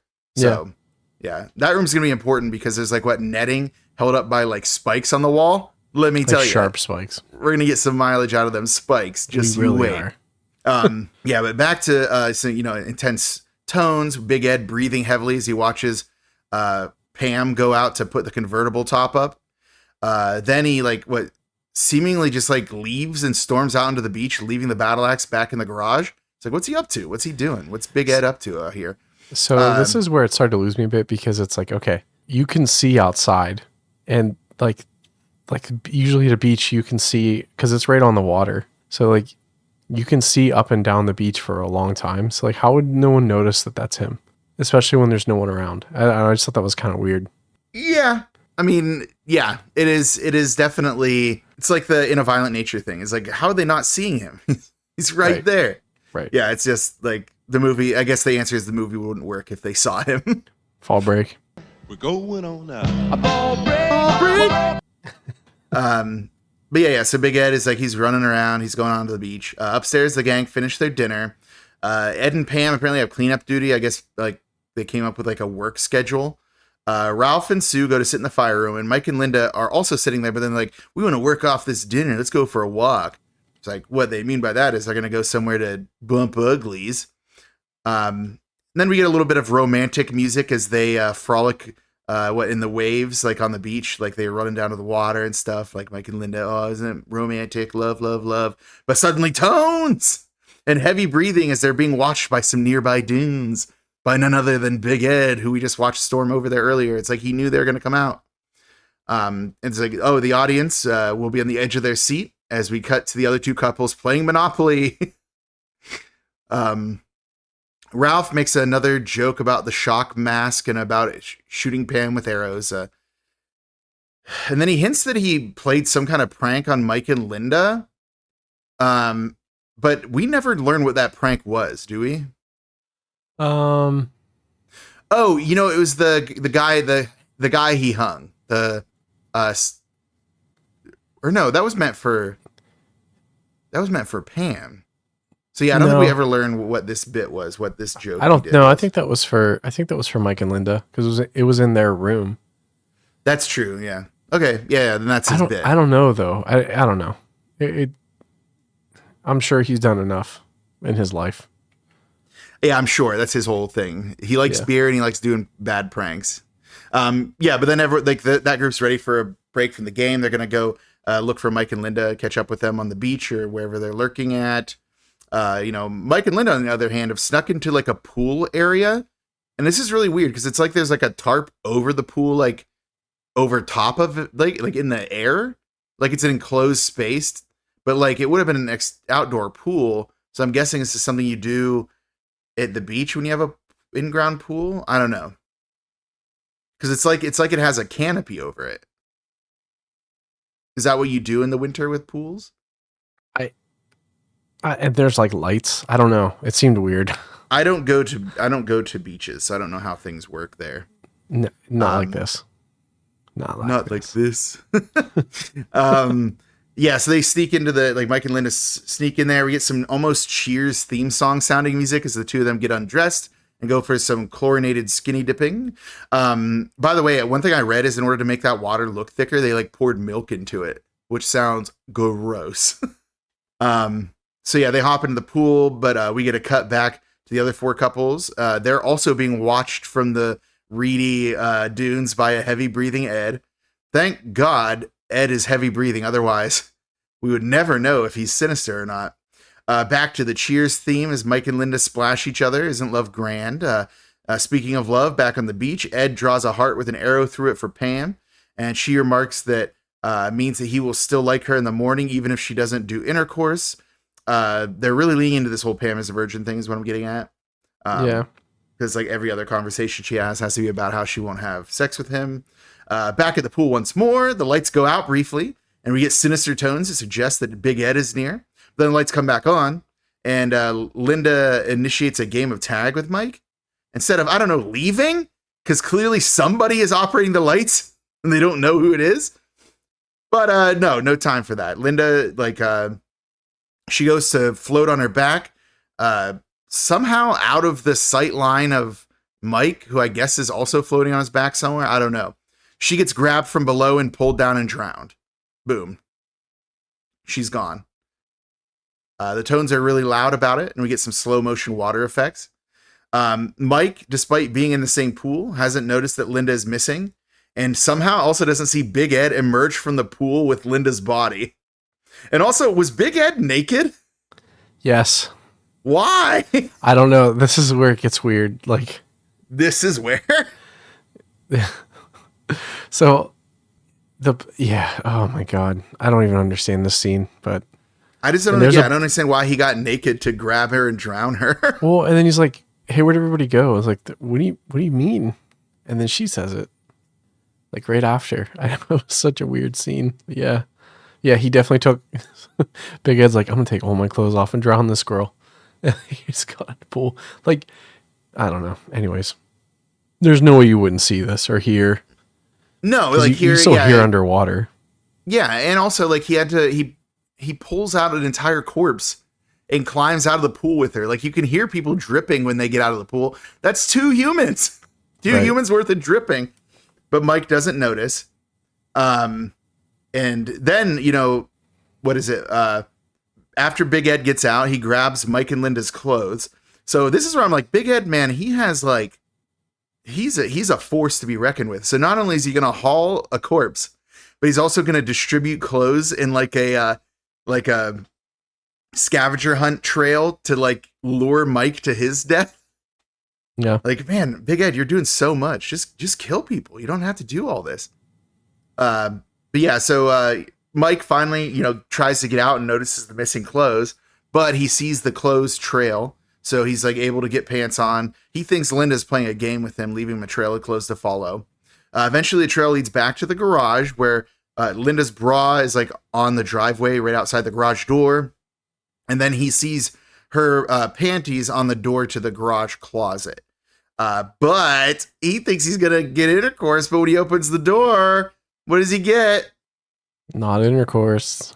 No. Going on now. A ball break. Ball break. Yeah. So when he's like, I'm coming to get you in a very anticipatory way, thinking he's going to be doing intercourse. However, instead he opens the door. Get you, Barbara. What? I'm coming to get you, Barbara. That's kind of. I know, kind of that voice he was doing. Yeah, kind of did. But he opens the door, and instead he gets murdered by an outboard motor. Yeah. Like Big Ed is just there. He's like, ha! Outboard motor. It's a pretty gruesome kill too. He's like slicing up his chest and like stomach, and blood shooting all over Big Ed. Like it is a gruesome kill. which is all the more confusing because Big Ed apparently cleans it up enough that when other people see the garage, they don't see the blood everywhere from this. But also he hunts a lot. So like, I feel like in fishes, so like you could probably argue. Oh, that seeing blood wouldn't even be that weird. Right. You know what I mean? Yeah, that's true. Yeah. Ed would just be like, oh, it's just a fruit of my dad's slaughter. It's fine. It's like, well, you're right, but you're not right in the way you think. But yeah, so crazy scene. Yeah, this was a gruesome kill. I was very happy with it because the drowning was not as gruesome as I was hoping for. Right. I was hoping for something a little more gruesome. So they made up for it with this one. But yeah, so Big Ed then drags Mike's corpse to the garage closet. He has Linda's body like wrapped up in nets for some reason. He places her body on the ground and impales her head on one of those spikes that we mentioned earlier. And, presumably, does the same to Mike. Back on the beach, the remaining gang are yelling for the missing Mike and Linda. They get fake out jump scared by the beach patrol cop. Pam, being in narc mode, brings up that it looked like the condo had been broken into, but Ed, again, is downplaying it. The cop is apparently not a fan of paperwork, so he says, well, I'll note it, but I won't make it official unless it's reported tomorrow morning. It's like, how much crime do you have on this beach right now? It's literally been said many times that it's empty other than this group. The cop tells them to be careful, which makes Sue uneasy for some reason, but Ralph downplays it, saying that there aren't murders or what is it? He says, there aren't any murderers or rapers around. And like, oh, there very much is a murder. And then the cop's like, things are as quiet as a graveyard. And it's like, all too poignant, sir. And he tells them there's a storm on the way. That's what he meant by being careful, because they don't want to get struck by lightning. Which, by the way, that storm is never cashes. Like that's a check that never gets cashed. The cop goes elsewhere. He goes to radio that there's a possible 1038, which I'm guessing is robbery or breaking and entering. The radio acknowledges it, and we find out that the cop's name is Ben, but I don't expect him to live long enough to care about that. Something catches his eye, and he goes to investigate it. We get some ominous tones, which suggests it's probably a murderer on the way. He moves up the stairs that I think are the stairs to the back of the condo, right? Like he's at the condo house. We get some close-ups of the rail. We get close-ups of the stairs. He looks under the porch, and we think all is well. When sudden Big Ed is right now where the cop was looking earlier. Somehow he's now there. I put in my notes the slasher teleportation abilities are on point. He stabs the cop in the cheek with a piece of a fence, like a big wooden chunk of a fence. But he's not content with that, so he then decapitates the cop with the battle axe. So cool. So officer down. Officer, do you ever So whenever I put that in my notes, I was actually thinking of something specific. Do you ever watch New Girl? Yes. Remember when Winston Bishop becomes a cop? Yes. And he wants to ask Allie out for a beer, but she has a boyfriend. Yes. And she wants to bring her boyfriend to have a drink with him. Mm-hmm. He's like, officer down to meet your boyfriend. That's funny. Yeah, and then everyone in the police station is like grabbing their guns because they think that someone's down. Very funny. I love that show, but man, how they would ever let Winston Bishop be a cop is beyond me. It was a good show. They handled it well. No, it's a good show. Yeah. Yeah. Anyways, back on the beach, the group decides to head back in order to avoid the upcoming storm that'll never come. Pam finds a seashell, and Ed, being the master of, I guess, any form of exposition, explains to her what kind of shell it is, and then they make plans to go shell hunting in the morning. Unfortunately, I think that the demise of everyone might impact that plan. Yeah. I don't think you're going to follow through on that one. No, probably not. But on the way back, we have more conversation about Ralph giving Pam a hard time about being a virgin. It just gets more and more awkward the more they keep bringing this up. It's like they're really beating the dead horse with this one. Back at the condo, Sue suggests that they finish the game of Monopoly. But Ed says that they should save that till tomorrow and play something else. Ralph wants to go to bed, if you know what I mean. Sure does. But Sue does the whole not yet, tiger, which makes Pam laugh. And Ralph can't have Pam enjoying a moment. So he grabs the mask of shock, the anti-virgin mask, you see, and then mocks Sue saying not yet, tiger, to try to scare Pam and also, I guess, give her a hard time. But then what Pam throws him to the ground, and then like jumps on him and is about to punch him in the face. It's like, okay, so Pam is a martial artist. We didn't realize this. And Ed's like, yo, she'll do it. And then Ralph like takes the opportunity to be like, let's play blind man's bluff and I'll get the beer. He wants to avoid that pummeling. Pam sits in a chair in the corner while Sue and Ralph go to get the beers. Sue says that Ralph was going to get a well-deserved fat lip, but he's convinced that Pam wasn't actually going to do it. In the living room, Pam is not psyched about playing blind man's bluff. And then for some reason, Ed explains to her the rules of blind man's bluff. I was like, I think she's not interested in the game because of the game. I don't think that she doesn't know the rules. But then I realized it was probably for the audience in case we don't know how blind man's bluff is played. And I'm going to be honest with you, Shane. I don't know. I've never played blind man's bluff. I've never heard of this game ever. Is it a real game? I have no idea. I mean, it sounds fun. But not when you play it in a very well lit house to film in. So, whenever you're in a house that's like, very well lit and you can definitely see everything. I don't think that this is, well, it says here, Blind Man's Bluff is a children's game, which is a variant of tag. Mm-hmm. Oh, someone's supposed to be blindfolded. Yeah, this is different. Turning off all the lights is a variation. So yeah, that's why they explained it to us in the movie. So what is it? Sue volunteers to be it. So the other three go outside. Sue turns out all the lights while the others are on the porch. The others are out there drinking their beers and having a generally young people shenanigan thing, whilst they're being watched by the heavy breathing Big Ed from the shadows. He's back on it. Ominous tones, synth music, as Big Ed is suddenly inside trying to open the interior door. That's why I'm like, his teleportation abilities are on point. So Big Ed is trying to open the door from the inside, but Sue locks him out, being like, oh, it's Ralph trying to come in early. It's like, no chance. And outside, Big Ed is rounding the building with battle axe in hand. The three that aren't it, say ready or not, toss their beer cans on the beach, which is littering, and then head inside. I also noted that Pam pours out her beer, which is, I know it's not good beer, it's just natural light, but come on, man. Can't be dumping out beer like that. Come on, Pam. What was that? It's like, come on, Pam. You gotta do something. Come on, Pam. So Pam, Ralph, and Ed sneak around looking. Did you see where Sue hid, by the way? She just like went in the kitchen, opened the cooler, and stood behind it. Like, solid. I guess it's like how we're supposed to like believe that it's dark in there because like they can't see her. Right. We got the Big Ed as his first person POV, his shadows moving up the stairs, so he's about to go into the building with them. Ominous tones, heavy breathing, the typical Big Ed stuff. Pam is the first to find Sue in her not so clever hiding spot. And then part of the game is that they join the person. So she joins her by going in the ground under the table in front of her. We see little Ed Jr. checking a room. And he turns on a light while he's looking. I was like, that's against the rules, if not the spirit of the game, dude. You gotta be turning on lights. Ralph runs into a stuffed bobcat in the like trophy room, but he does make his way to the kitchen. He finds Sue. He takes the opportunity to feel her up. And then he gets down under the table alongside Pam. And it looks like he tries to cop a feel with Pam too, but she slaps him. She's not having that. He totally does. And like, I just saw how weird that is. Like, come on, man. Yeah, it's like number one, he's been giving her a hard time of being a virgin this entire time. And it's like, you can't just be feeling up your buddy's girl, dude. That's against the bro code. I know. I think Ralph secretly loves her.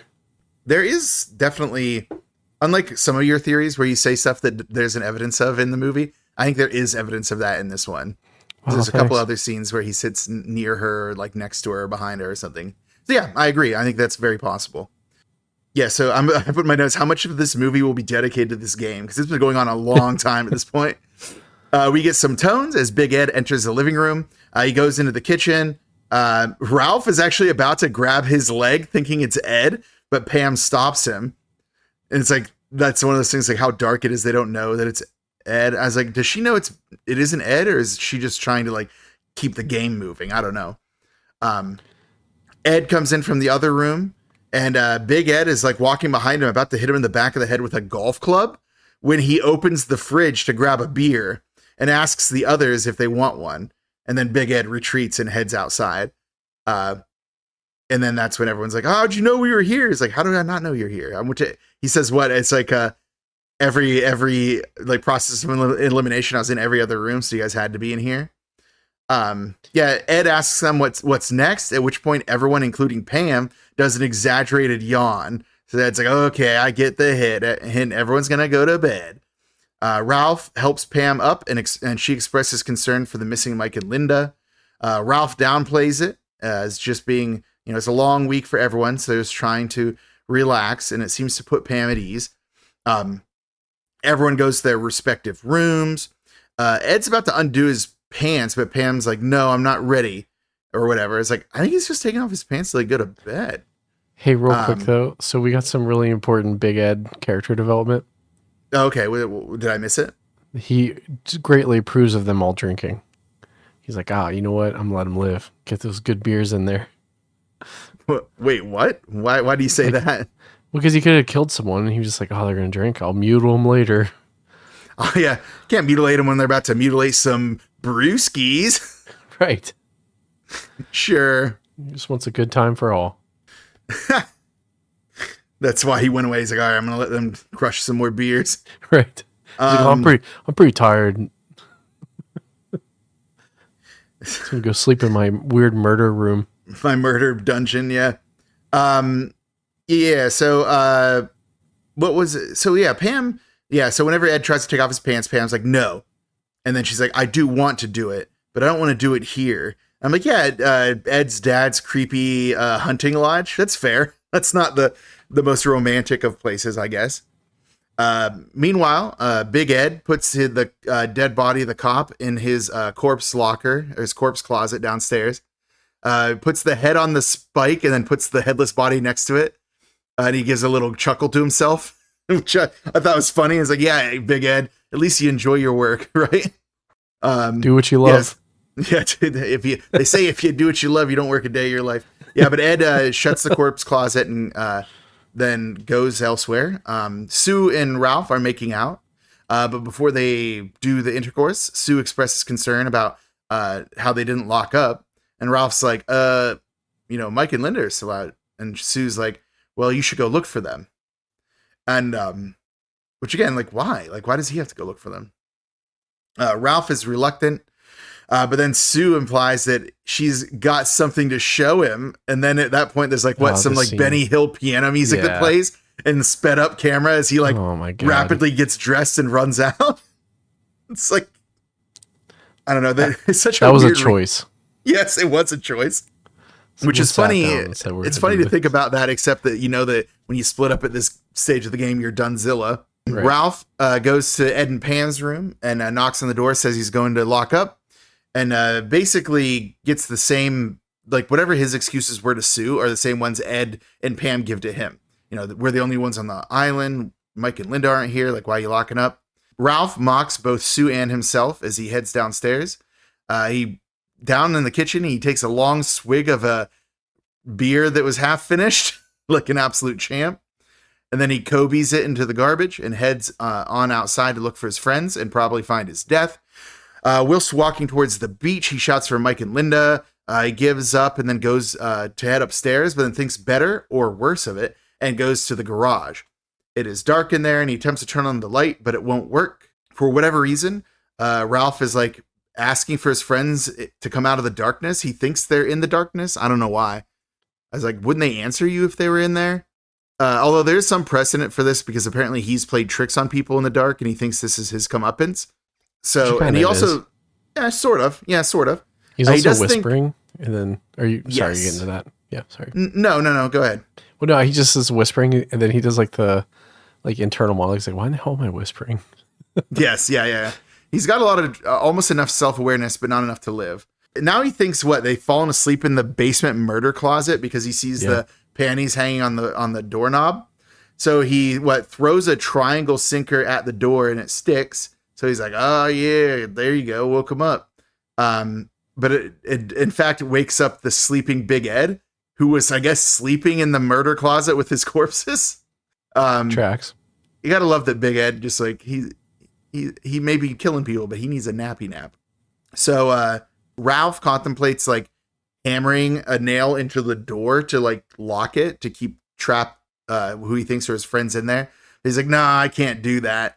Ironically, if he had done that, he might have saved his life because he opens the door only for Big Ed to be standing there with a pitchfork and just stab him through the neck. Yeah, insta kill. And then we get like a pretty reasonably long and effective death scene as he's like stabbed. So Big Ed sticks like the pitchfork's gone through his neck, through Ralph's neck, and he like pins him onto the door with it and then breaks the handle off. So he's just like stuck from like the head of the pitchfork into the door. And then just leaves Ralph's body hanging there, which is pretty cool. But yeah, the force of that, this was pretty brutal. Yeah. It's brutal. But here's the other thing though, Shane, we got to talk about. Why does he have a pitchfork in a beach condo? Like I understand the battle axe is a hobbyist thing. Right. Like that's his and he's eventually going to kill somebody with the gaff. That makes sense. It's a ocean thing. Why does he have a pickaxe or not pickaxe? Why does he have a pitchfork? I would also question why he's a pickaxe if he did. He doesn't.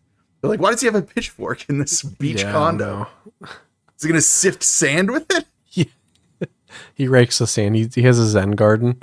He's too cheap to buy the rake. So he just uses a pitchfork. Honestly, if there's anyone who could use a Zen garden, it's this guy. Yeah, really.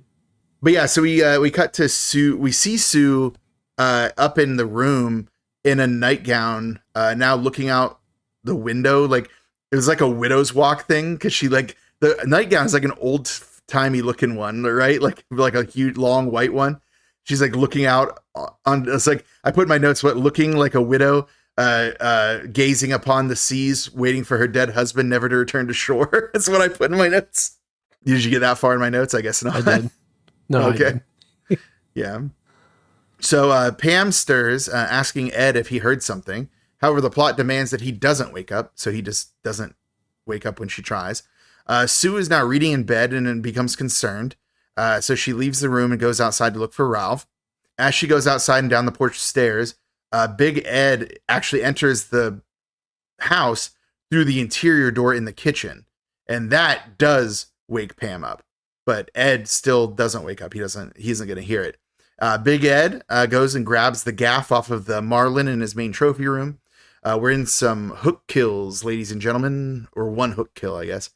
Pam gets out of bed and opens a door and finds a doll. Oh, it's the door to Mike and Linda's room. So that's when it finds the doll hanging by the noose with a note from Ralph. And I thought the note was directed towards her, but I can't remember what it says now. So maybe I'm wrong. I could be wrong. Well, so I like that we learned that little Ed is deaf. Why? Because he didn't wake up to anything that's happening right now? Yeah, and she even was like yelling at him. Yeah, it takes her a while to wake up. Hey man, some people are heavy sleepers. It just Big Ed's a heavy sleeper too. I mean, clearly. Pam finally manages to get Ed to wake up after all that time of being like, I think someone's in the house. Yeah, like it's crazy. But yeah, so she finally gets him up. She explains everyone's missing. Like none of our friends are here. Ed just says they got to be playing a game and tries to go back to sleep, but Pam insists that he help her. So Ed finally makes a crack about what it's like. Not sleeping together is one thing, but not sleeping at all is something else entirely. Like, man, you're getting so much mileage out of this virgin thing. It's like not even just Ralph at this point. Sue is outside walking around the front of the building where the garage door is, looking for Ralph. He doesn't answer, so she goes back around back. And we have Big Ed walking around the side of the building. Behind her, this looks like a recycled shot from earlier, right? When he was walking around when the cop was there. It did look like that. Because he was carrying the battle axe again. Which I didn't think he had the battle axe with him at that point. I don't know, whatever. It looked like a recycled shot. Sue is frightened by Pam and Ed, who come around the corner. Ed tells the women to calm down. I'm like, typical mansplaining, am I right? But Sue and Pam are convinced that something is wrong, and they are correct. Sue goes to get dressed while Pam notices that the interior door is open. Ed, once again, seems to be not bothered by this. Like, his friends are missing. He just can't be bothered. Sue is now dressed and insists that she will not leave without Ralph. And I'm like, but that's the problem, isn't it? That's the conflict here. If you had Ralph, you wouldn't need to go to the sheriff's station. The reason you need to go to the sheriff's station is because Ralph is missing. So yeah, Ed is convinced to do one last look around to find Ralph. And Ed once again wants to split up because he's the master of dumb decisions. So he wants to go somewhere and send the women off on their own. But Pam insists on staying with him. So they send Sue off alone, which, that means she's going to die. Certainly. Yes. And as soon as Sue rounds the corner of the house, she is grabbed by the throat by Big Ed, who he raises the battle axe, but he thinks better of it. He's like, no. I'm going to do a much more gruesome and plans. I'm going to do a much more gruesome and misogynistic kill. So he clears off a workbench with the axe, and then grabs the gaff and impales her through the downstairs region with the hook of the gaff, and then like turns it so the hook comes out through like her like lower part of her stomach, kind of. So gross. I don't know what she did to deserve this gruesome fate. She's still very much alive at this point, by the way. Like, she lives through this like mutilation, which is like, oh man, that's why it's called the Mutilator. This is the mutilation. So Ed grabs the battle axe and lifts it, presumably about to decapitate her, but it cuts away so we don't see it. But he does. He decapitates her. We will know. We will see the result of it. But yeah, like why she had to get the hook through the hoo-ha like that, I do not understand. That was not very cash money of him. Not at all. Pam and Ed finally come back around from the other side of the house and go into the garage. They see Sue on the workbench, but when Pam goes to is like, why don't you answer me, Sue? And it goes to grab her, the head rolls off, which causes Pam to like lose her absolute marbles, which understandable. And she's screaming for Ed to cover her up. So Ed goes to open the murder closet to get a tarp from there, because we've seen that there's like some canvas tarps in there. But when he opens it, of course, Ralph's corpse is hanging on the door, and the remaining corpses are all staked into the wall. So they finally see the fruit of Big Ed's slaughter. Ed now, to his credit, he does see the urgency of the situation. And he says, we need to get out of here. But outside they see the shadow of Big Ed as he's on his way to the garage. So Ed hides Pam in Big Ed's like garage bedroom thing and like puts like a piece of wood like to prop up against it to stop her from getting out. So, and then he arms himself with what I think is the handle from the broken pitchfork. He's like hiding there. It's like, isn't there an axe nearby? Oh no, I guess Big Ed probably took the axe with him. Oh yeah, that's right. Because Big Ed is stalking into the garage, axe in hand. So there you go. But when he comes around the corner, little Ed hits him, causing Big Ed to drop the axe. But we forget that regular Ed is a little punk bitch and Big Ed is the toughest guy around. And he one punch KOs his son? Yeah, like straight up, just clocks him. Big Ed is like he's working through years of resentment for his son. He just like clocks him and he's down. Pam is watching from the garage bedroom slat as Big Ed like binds his son's arms and legs. But Pam does manage to get out of there. She like pushes the door back and forth enough that like the wooden slat that was holding, like the wooden prop that was holding her in, falls. So she shouts, and then that stops Big Ed before he can like decapitate his son. Ed wakes up at this point and tries to stop his father from killing his girlfriend. Big Ed is not having that. So he uses the top of the axe, like the pointed top of the axe, to stab his son in the thigh. But Pam, she's a pretty serious player at this point. She like grabs the triangle weight that was used to like throw into the wall earlier and throws it into Big Ed's temple, and it sticks in there. That was good. That was a good scene. Big Ed, however, he's an OG. He's not gonna take this. He's like totally unfazed, pulls that thing out. Pam is sobbing, but she's also not one to be messed with. So she pulls out a knife from somewhere. Like there's just a knife nearby. It was a fillet knife for like when you clean on the for when you clean on the table there probably. Big Ed laughs because he is not taking her seriously, but Pam does not waste any time. She just runs up and stabs him in the chest. Yeah. I was like, okay, damn, unexpected. He falls over, falls onto Ed, who pushes his father's presumed corpse off of him. And then he's like kind of freaking out. And I was like, help me, like, get me out of these fans. So she like uses the battle axe to like cut the binds. We get some melancholy music start up. So you think like, hey, is it over? Did they really kill Big Ed? Don't worry, Shane. They didn't yet. Together, the two of them limp off towards the car, considering that Ed has a gaping wound in his thigh. She puts him in the driver's seat and he's like, I can't drive. I love that. That was so funny. So she pushes him over so she can drive. Ed hands her the keys. They embrace and sob since they're friends, and I guess his dad are all dead. I don't know. Probably a lot of trauma to go through here. Pam tries to start the car, but as established earlier, it doesn't start. And then Ed is kind of like shitty to her about this. Is like, just wait. You flooded the engine. Just wait a few minutes. I'm like, hey, man, she's trying to drive you to get medical attention. They don't notice that Big Ed has risen and is on his way over. And Pam uses the time to grab a handkerchief and do a tourniquet on Ed's leg. Probably saving his life. Probably. And then Ed tells her to turn off the headlights to save battery. I'm like, what is it, a 9-volt? Like, what is your car battery running off of? But then when she does, she notices something and instantly turns them back on and sees that Big Ed isn't there. She screams and tries to start the car again, which of course it doesn't. Big Ed is using the axe to start to cut through the canvas on the top back of the convertible. I'm like, why is he back there? He knows where they're sitting. Ed is panicking, telling Pam to start the car. He's like, yeah, dude, she's already trying. Like, it's your shitty car. Why don't you get it repaired? So Big Ed does start to cut through the canvas towards the front of the car finally. He cuts through the roof and then like grabs Ed by the throat. And then Pam takes the lighter out. Remember those? Remember when cars had lighters? Yeah. And just like... Loved it. I loved it that she did this. Yeah, she like burns Ed's hand to cause him to release his son. And the car does finally start. Also, here's the thing though. Don't they not get hot until the car's been running for a while? Or am I misremembering how those work? No, it needs to have power, but it's quick. But the thing is, she hadn't started the car yet. Correct. Yeah, so that probably wouldn't have worked. Whoops, continuity. Someone call the IMDb goofs because we got a major goof right here. Whoa. Ball break. We're going on now. A ball break. Ball break.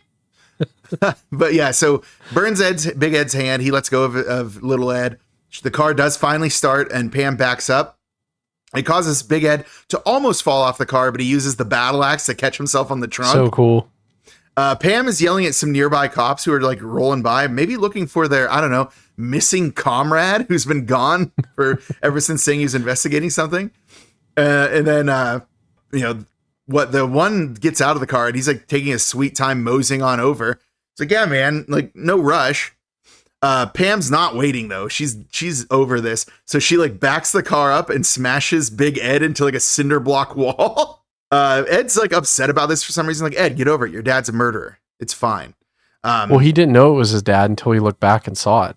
He didn't know it was his dad when he was like fighting him earlier. I don't think so, because he has that line where he's like, "Oh my god, it's my dad."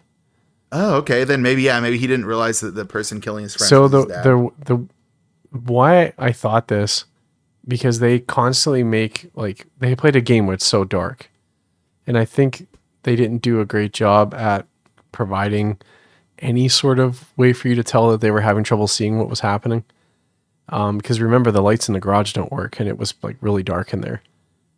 They also, I looked up when they were filming this, like they filmed some of the garage scenes, and like they actually filmed this in chronological order, which is fucking crazy to me. But it seems like some of the scenes were filmed during the day, so they had to like make it dark, and I don't know, it was kind of weird. So I wish they would have done a better job at that. But I don't think he knew it was his dad until the end, because he says that line. All right, fair enough. Yeah, I didn't realize that, but you're probably right. Yeah, he might not have known because the lighting is definitely brighter than it's supposed to be in these scenes. For sure. So yeah. But yeah, so after Pam backed up and smashed Big Ed into the cinder block wall, which the cop who's walking out there's like, pull forward, which Pam does, causing Big Ed's bottom half to fall. He was like severed in half by that. So yeah, his bottom half is like falls over, and his top half is was still holding on for a little while, and then lets go. And the cop walks over to Big Ed's top half, and Big Ed's like, "I'm not going out like a punk." He uses his last movement on this earth to chop off the cop's leg with a battle axe. Probably one of the best like final death scenes of a killer I think I've ever seen. And then he like sticks the axe in the ground and then keels over. It's like, I got one more. Like one shot just like cuts his leg off, this cop. And then we hear sirens approach. So you know, yeah, that's over. Like now that the killer's been, vivisected. We get some more melancholy music as we cut to a hospital. Ed emerges from a room and walks towards another, asking, "How is she?" to a nurse. And the nurse says the same. He walks in and there's Pam, and he puts his hand on her shoulder. And then she puts her hand on his hand, and then gives him a little smile, and then rests her head on his hand, and we get some hopeful music that maybe life will work out. We're going on now. A ball break. And then we cut to we get a fall break song reprise as the credits show us each person, so we know that no one was actually killed. Yay! We get those and some of those were bloops too, which I always like for sure. Put bloops in, so we know that the murder wasn't really a murder. He actually got along with everybody. He's actually a person. Yeah, and then once they're done with the cast credits in the fall break reprise, they then roll credits to a saxophone version of the theme song. And I put in my notes, and I don't know if you knew this, I do not like saxophone, so that was suffering for me. But I like to sit through the credits in case something weird happens. So there you go. Before we move on from this last scene, We're going on now. A ball break. ball break. I really, if I could have reshot one thing from the entire film, it would have been when the scene with the car and they can't get it started, and he's like, "I'll turn the headlights on and off." I really think if they would have done the scene where she gets the car started and turns the light on, and he's in the headlights with the gaff or the axe, I think that would have been a sick shot.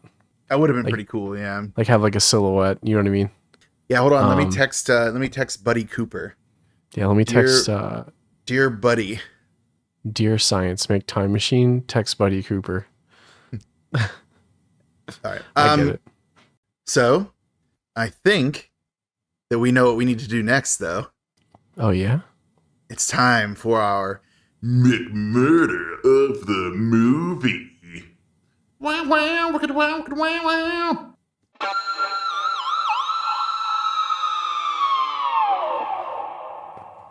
So, I have one in mind, Shane.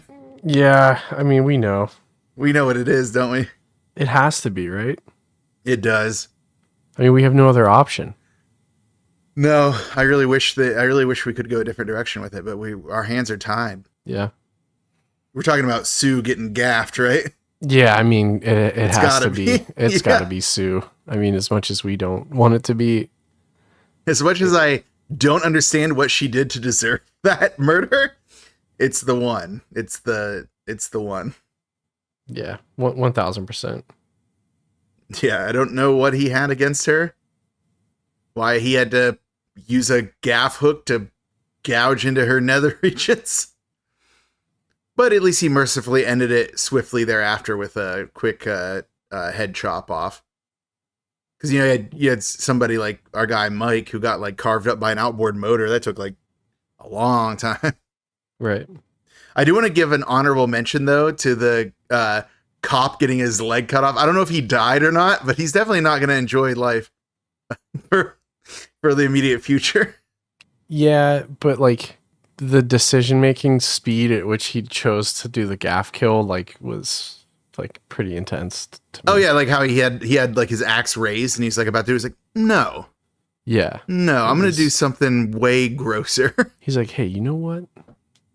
You would really round out my evening." you know what would really make this evening complete. Yeah. So yeah, it's got to be the gaff. All right, there you go. Our McMurder of the movie is Sue getting gaffed. Making it easy for us. Yeah.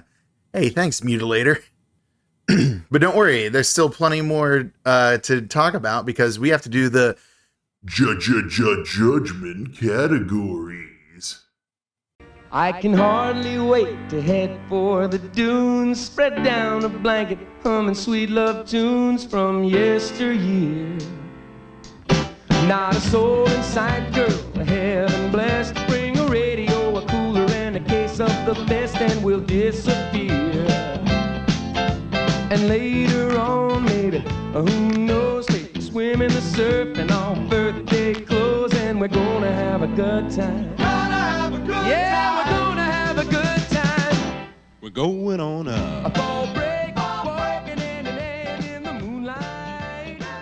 Pause for some kind of sound effect or musical break that you always do. Dramatic effect. And dramatic effect. Fall break. Fall break. Are you gonna put in the fall break song in this? I'm sure Yeah. you are many times. So yeah, as people know, our judgment categories are where we assign a letter grade to a handful of categories. We go with story, acting, effects, music, and cult factor. Cult factor being that little X factor that makes these movies so special. So we'll start with story. And some may say writing is included in this, and I would be inclined to agree.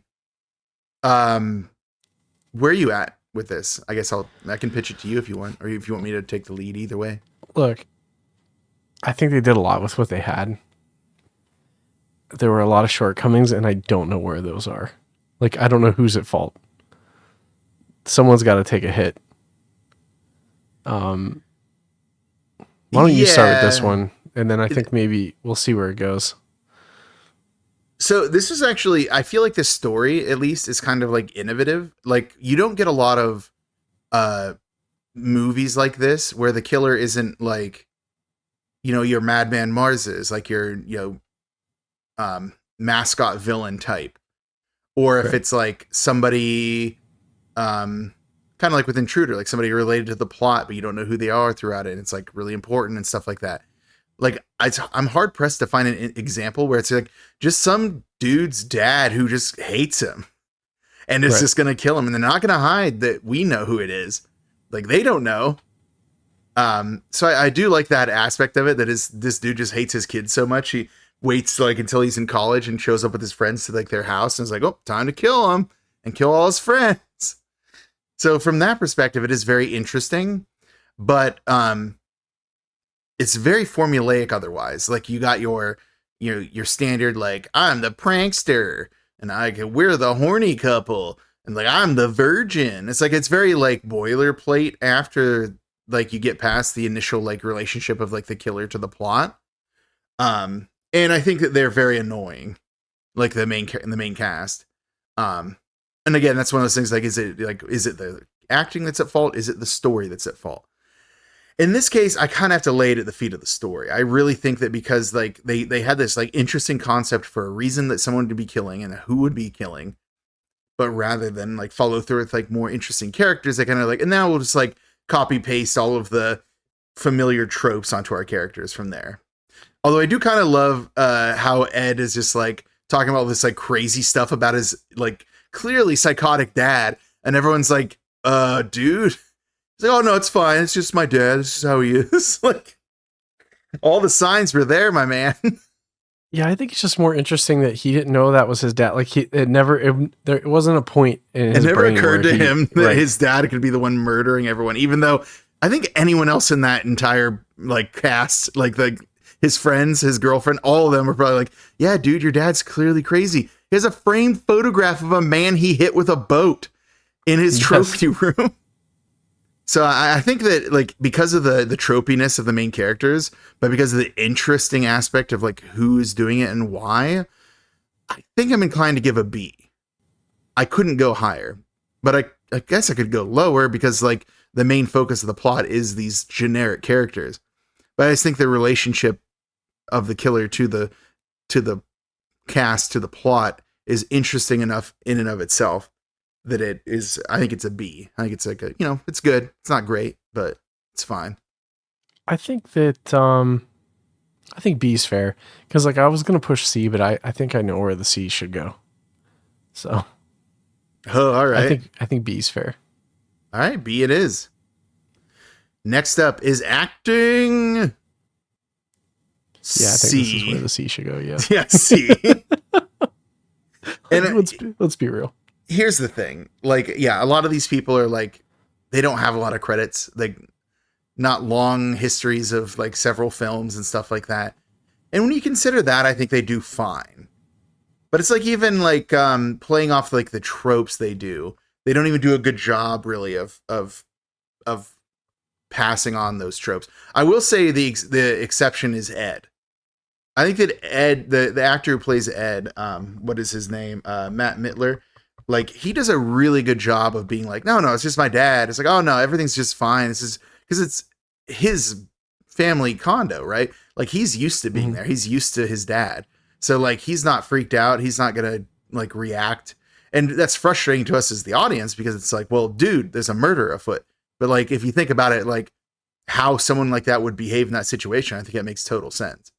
Right. Then you have like Pam kind of doing the lazy version of the virgin thing. And you have like Ralph, who I think I'm not convinced that dude has the same like accent throughout this. Like sometimes he has like an almost Southern accent. I'm like, what are you going for, buddy? And then you have like your Mike and what's her name? Linda, who are basically ciphers. Like I'd be hard pressed to think of anything about them other than the fact that they want to bone down. Like they have nothing else going for them. Well, I agree, and I thought the point of them, I think the off house, like not near like where everything was going down, kill was kind of stupid to me. But then it made it seem like this pool was literally beside the cabin. Because they were, how many pieces of clothing would he lure that guy back to the house with? Do you know what I mean? Yeah. Like, what is it, like one sock? And then like 30 feet later is another sock. He's like, man, she's really dragging this out. You know what I mean?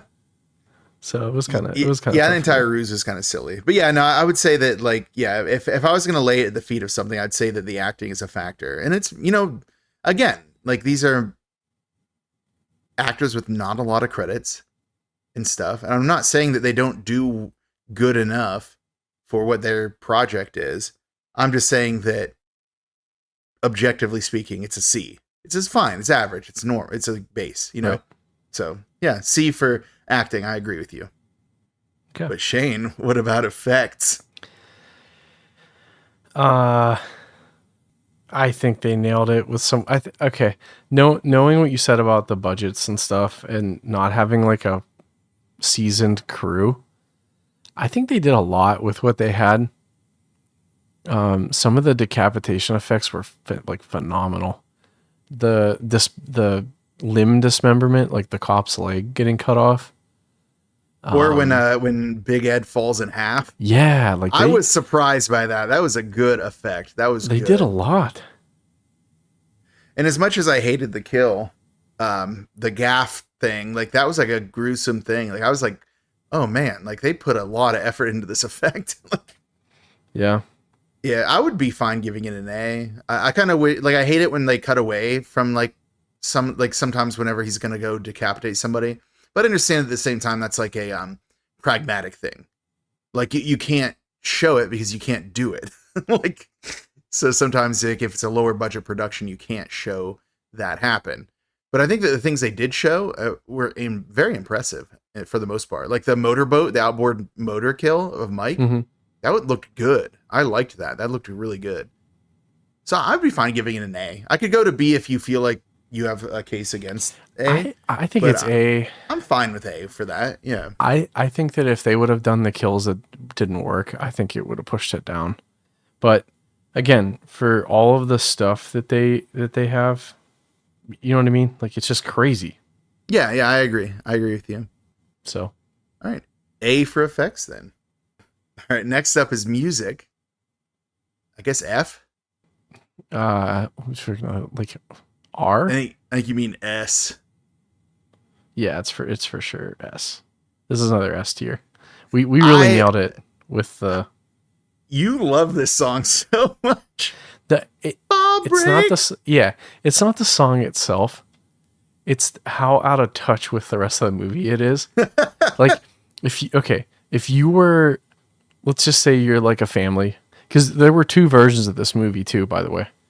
Again, so there was a unrated version that was released, and then there was a rated R version.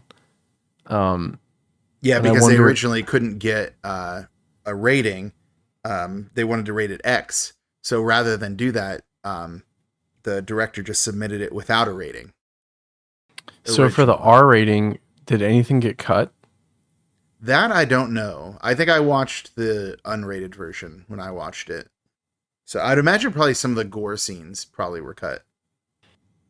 If they took the gore out, like let's say the first scene, they don't show the mom getting the like dinner plate size hole put in her stomach, and you like just went into theaters, you would have like no idea what's going on. You're like, oh, we're gonna go see Fall Break.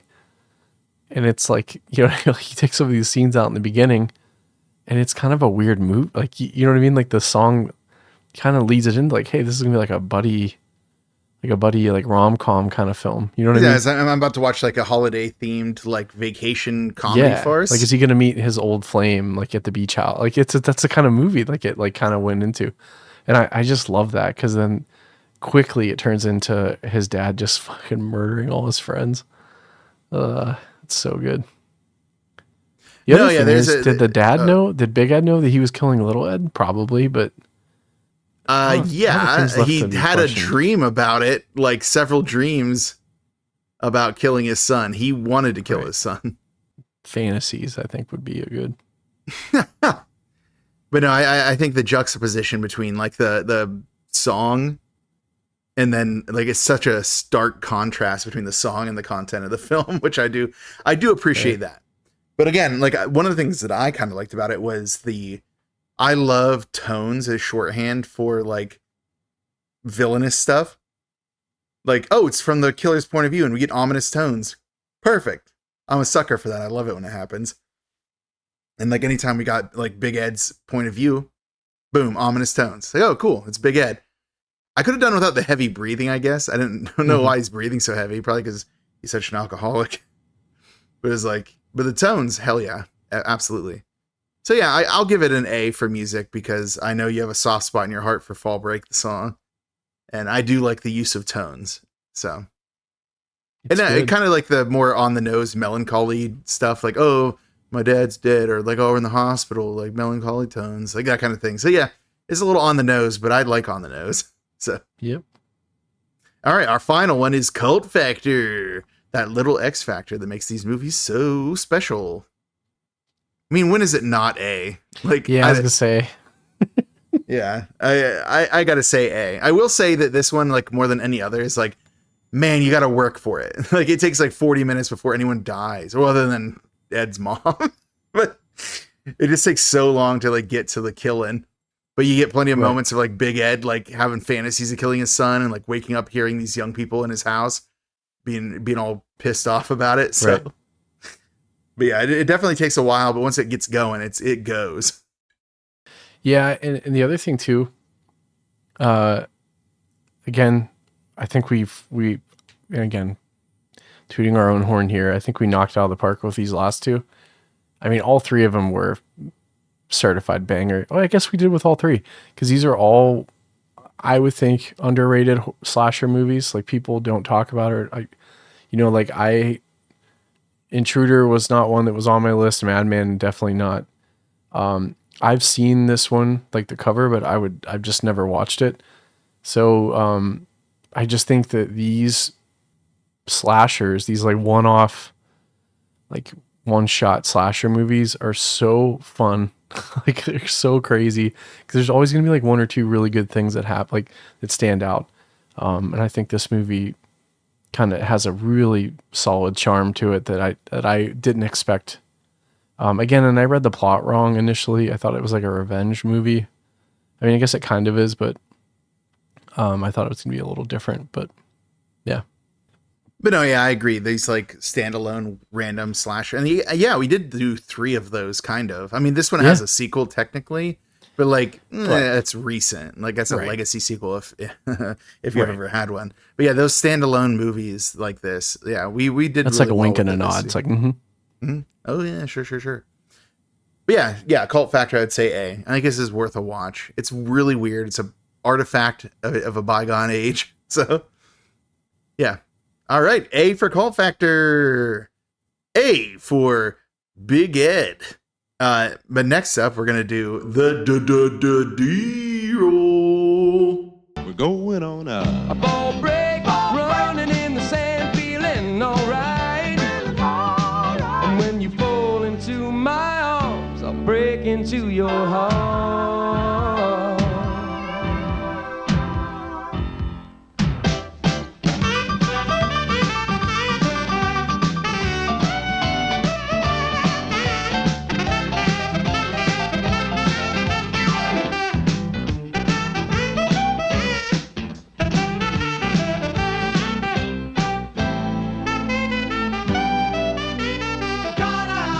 the D roll being our but I know you add effects to that, but I feel like if I do more animated stuff, like you can do more with the effects. That's so much fun. The D roll is our hat on a hat, our little last category we slot things into, where we determine if a movie's a cult classic, a B movie, grindhouse, or trash. And hopefully we never show you trash. We're working hard to not, but eventually we'll go through every movie that exists. So where are you at, Shane, for the D roll? D for dad, because the dad is the murderer in this. I think this movie punches above its weight class for me. I think this is a cult classic. You could make a very solid argument for a B movie. I mean, it is a B movie. We don't define things that way. Yeah, but like in terms of budget, like crew, resources. Yeah, it's one of those things where I feel like I can't believe they were able to pull this off. Yeah, the journeyman quality of it, the way that like it took like a village to make this thing happen. And like, yeah, no one in the crew really had huge careers outside of it other than like, I guess the makeup guy, like he was huge, Mark Shostrom.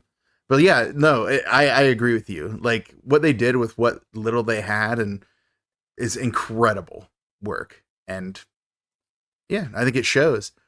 You can always nitpick little bits of things. And again, like the beginning does lag a bit. It's like, it's a cool, 88 minute movie. Like it's not even a full 90 minutes, I think. Am I right or wrong? That might be wrong. It might be 90 minutes.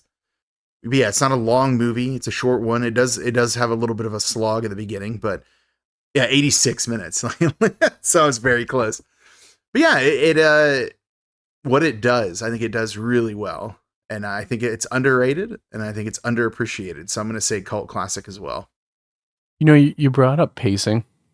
And I think a lot of these 80s horror movies struggle with exposition, and they struggle with certain things where like they drag out. Like I do agree the beginning was long, but at no point after that did I feel like I'm like, okay, come on, something's got to happen. And somebody throw a pie. Yeah, but like a lot of times that happens. Like I feel like one of the drawbacks to a lot of these 80s movies is the beginning's like real tight and there's like a powerful intro or something happens where, I don't know, it'll show a killer and then it like just instant cuts to like teenagers doing stupid shit in a house or something. And then towards the middle, it slows down like dramatically and then the killing starts and it picks right back up. I think this did a great job at getting you to the point at where the roller coaster started. You know what I mean? So I did think the intro was slow, but honestly, like it didn't affect me at all. Like a lot of times I'm not bored, but I'm like kind of like, I'm like 35 minutes in. I'm like, oh, this sucks. Like what the hell's happening here? And then all of a sudden the killing starts. It's like, okay, cool. Now I know why I'm here. But I think this movie did a great job at offering enough quickly to keep you invested in what was going on like throughout the plot lines. I thought it was cool. Well then, you heard it here first, folks. Yeah. The Mutilator cult classic, or as it's also known, Fall Break. We're going on a fall break. Fall break. I kind of love that title too. I don't know. That's so stupid. Yeah, I mean, the Mutilator is just a way to try to drive engagement. Like you see it happen nowadays with internet videos. They're just doing their best to get this movie to sell and get rented and stuff and make their money back. So I understand why they called it Mutilator, but yeah, Fall Break was such a better, more relevant you had the to song, the plot. You know what I mean? I know. You won't let me forget. But there you go. That's our coverage of The Mutilator, aka Fall Break. So that, I guess that brings us to the close of our summer TRI-SLASH-A-THON. See you next year when we do more slashes, I guess. Yeah, or just do slashes whenever we want to too. We can just do what we want. We could, but like I feel like you and I though have to be careful because like we really try to pick ones that aren't mainstream. That's true. I really love keeping this block. I feel like I don't know. I feel like it's a great way for us to kind of shed light on some lesser known. Like, look, The Prowler again. I love that movie. Like, The Just stuff Prowler like that. changed our lives. Yeah. Yeah, it sure did. Also had pitchfork kills in it. It did. It did. But I'm pretty excited about this next one. I know you are. Well, before we get into the next movie Sure. on the Dark Side Drive-In, I do want to bring up, say thank you to Rebel Revolver for our theme song. It's great. We appreciate those guys. They currently don't have any shows slated for July for those in the Pittsburgh area, but they will be getting back at it in August. So check their socials. They will update as shows become available to them, or not available to them, but as they schedule them. I don't know how bands work. So, go to their socials. They'll tell you when they're playing. Gosh darn it. Yeah, and then drummer for Rebel Revolver, PC Raleigh, has a book out. It all comes out in the wash. We talked about it a couple times in here. It's available on a lot of platforms, and half the proceeds go to the Pittsburgh Humane Society. It's his way of kind of giving back to the shelters that kind of connected him with his cats, or cat in this scenario. So yeah, definitely give it a look. I know he greatly appreciates any support anyone can give him with the book, so check it out. I think you said it was on that Kindle service, but It's on Kindle Unlimited, but you don't get to donate. So yeah, just buy it. Yeah. Then that way you can make sure that your money is going to a good cause. yeah, since we're doing the thank yous and stuff, I'd be, I don't want to miss this opportunity to wish someone a very special happy birthday. Oh no, who is it? Dark Side Dave. No, I'm kidding. Our esteemed co-host here is turned to the ripe old age of 37, or the young age, 37 years young. 37. Prime number, baby. We got to kind of hang out over the weekend, again. But yeah, happy birthday, man. Hey, thanks. Yeah.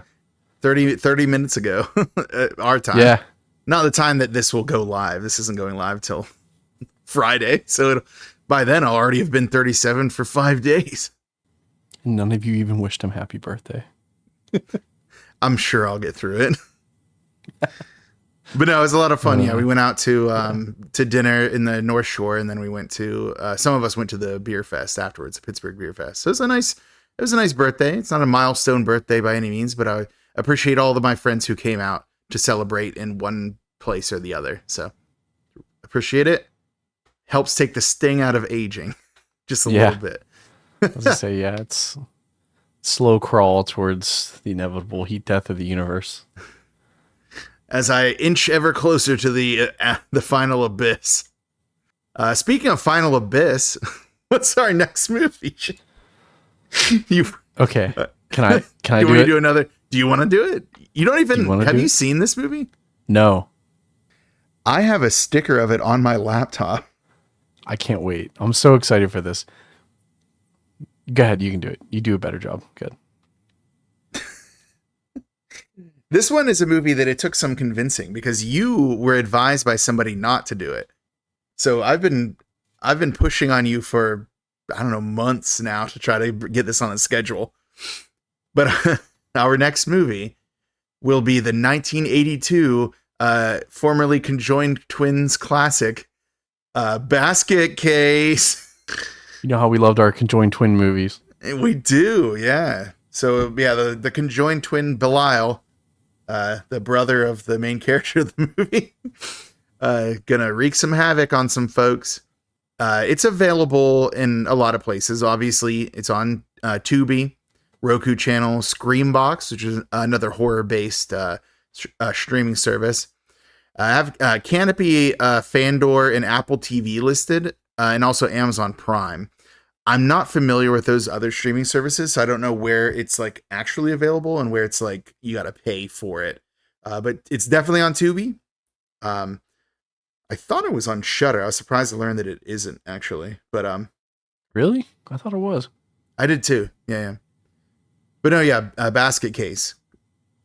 Oh yeah, it says you have to rent it on Prime, so don't do Prime, but it is available on Fandor, on Screambox, and on Tubi. So plenty of options for you to actually watch it without paying money.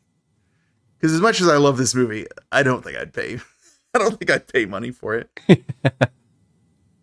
So there you go. Next up, now that we're done with the summer TRI-SLASH-A-THON, we're doing Basket Case.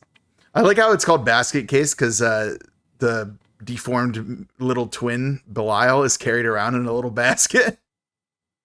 There's such a funny scene where he breaks out of the basket and like goes on a rampage in the hotel room. He's just so pissed. Oh no, my basket. Oh no, he's just mad about life, I guess. He's so frustrated. I'd probably understand that. Probably. But just a quick reminder, folks. So when that Basket Case episode probably will not be released until like the 9th or 10th of August. So yeah, we have an intermission and another intermission next. So Yep. So not immediately. So it gives you plenty of time to watch Basket Case and watch Basket Case 2 and 3. Why not? I'm sure they're out there just waiting. Someone somewhere is like, please watch these. And they're like excited that someone's going to watch 2 and 3. So cool. Well, I think that's all I had today. I had a blast doing the summer TRI-SLASH-A-THON as always. I think next year we'll try to do some, not talking about movies, but maybe do some other stuff. Try to get engaged with the audience. We've been kicking around some ideas that I think maybe after our little tiny break coming up, we will get back together and talk about and then let you all know. But I think it's going to do for me today. Stefan, how about you? Yeah. Sorry, I sounded like I was going to say more than that. You did. Yeah, I really bamboozled you on that one. I'm like, it's funny, like when I'm editing this, sometimes like I know you leave stuff in for dramatic pause, and I'm like, okay, I gotta leave that in. But sometimes you're just like, yep. I mean, I do the same thing, so it's just funny. Summer TRI-SLASH-A-THON was fun, as always. Found some fun little gems. Hopefully our audience enjoys them as much as we did. And yeah, we'll be back on our normal bullshit for the next couple months until we get to what our next big event is going to be, the Samhain season Devilish Duology. Yeah. That's our next like block of movies. Yeah, and Stefan will be picking all of those because you know how good I am at determining what supernatural is. So we already have one picked, sir. We've had it picked since last year. I can't wait. Recall. It's you talk about framing like a dead body. That's like framed in that movie. I might get a poster of it and frame it. Yeah, you've been very excited about this. I can't wait. So. We've kept that quiet for how long? Almost a long time. I think that I actually mentioned the title of it one time, unrelated. I just said it in an episode, and you like bleeped it out. I did. Yeah, so like people, they have no idea what movie it is. Hey, if you all want to guess, I'm happy to tell you if you're right or wrong. So, but yeah, cool. Well, I've been Shane, and I have been Stefan. And you've been listening to The Dark Side Drive-In, our horror theme podcast where we talk about movies from the 80s, 70s, and sometimes 90s. So stay peeled, stay field. Stay cooled and stay gooled. Stay cooled and stay gooled. I love that. And also, fall break! We're going on. Hey, so, fall break! One thing that I got away from for Summer TRI-SLASH-A-THON that I'm going to bring back next year is Pulls Out, Ghouls Out. I thought that was a pretty good one. So that was Pulls Out, Ghouls Out. Yeah, that's very funny. Yeah, we're scary boy summer. So Pulls Out, Ghouls Out, y'all. So, oh man. Well, I guess until next time. Oh wait, hold on.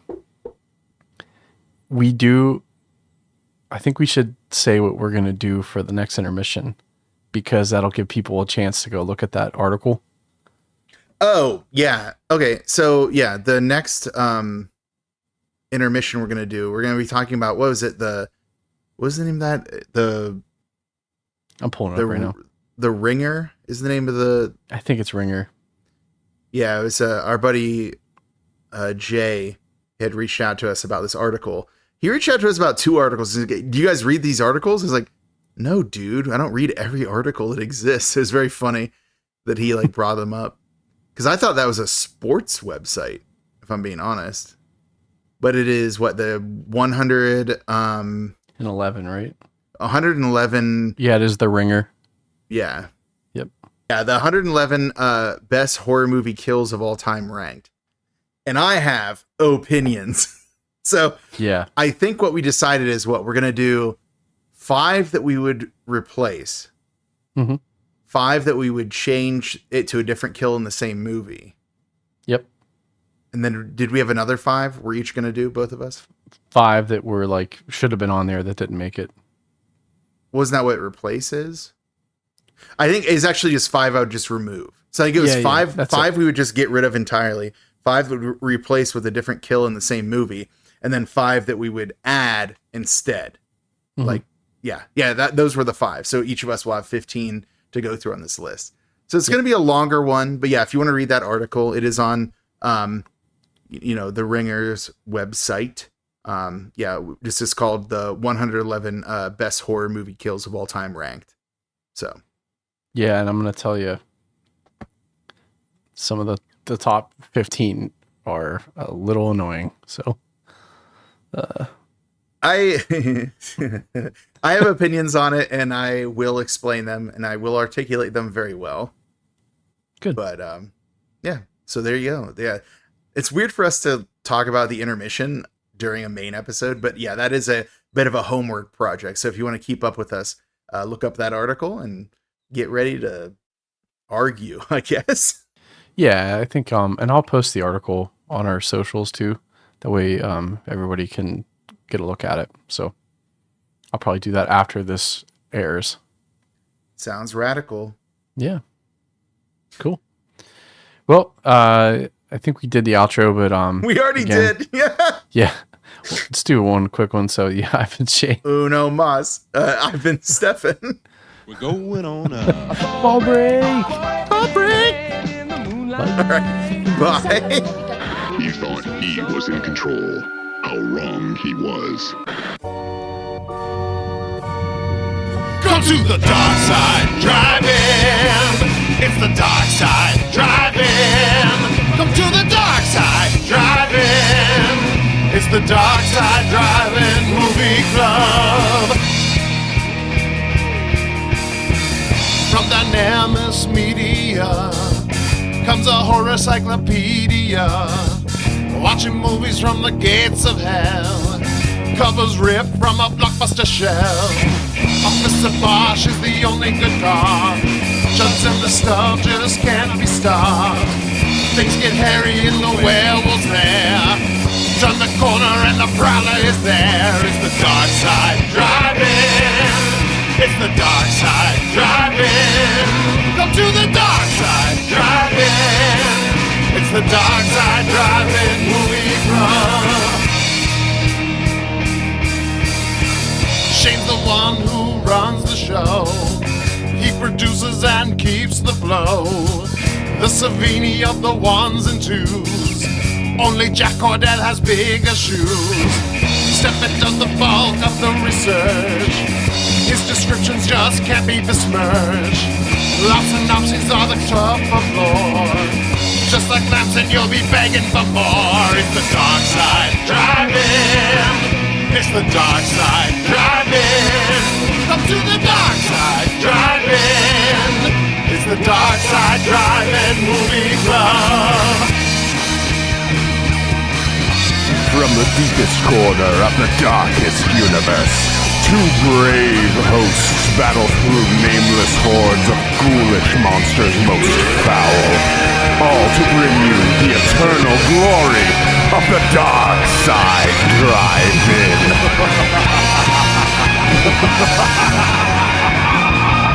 It's the dark side, drive-in. It's the dark side, drive-in. Come to the dark side, drive-in. It's the dark side, drive-in movie club. It's the dark side, drive-in. Come to the dark side, drive-in. It's the dark side, drive-in. It's the Dark Side Drive-In Movie Club.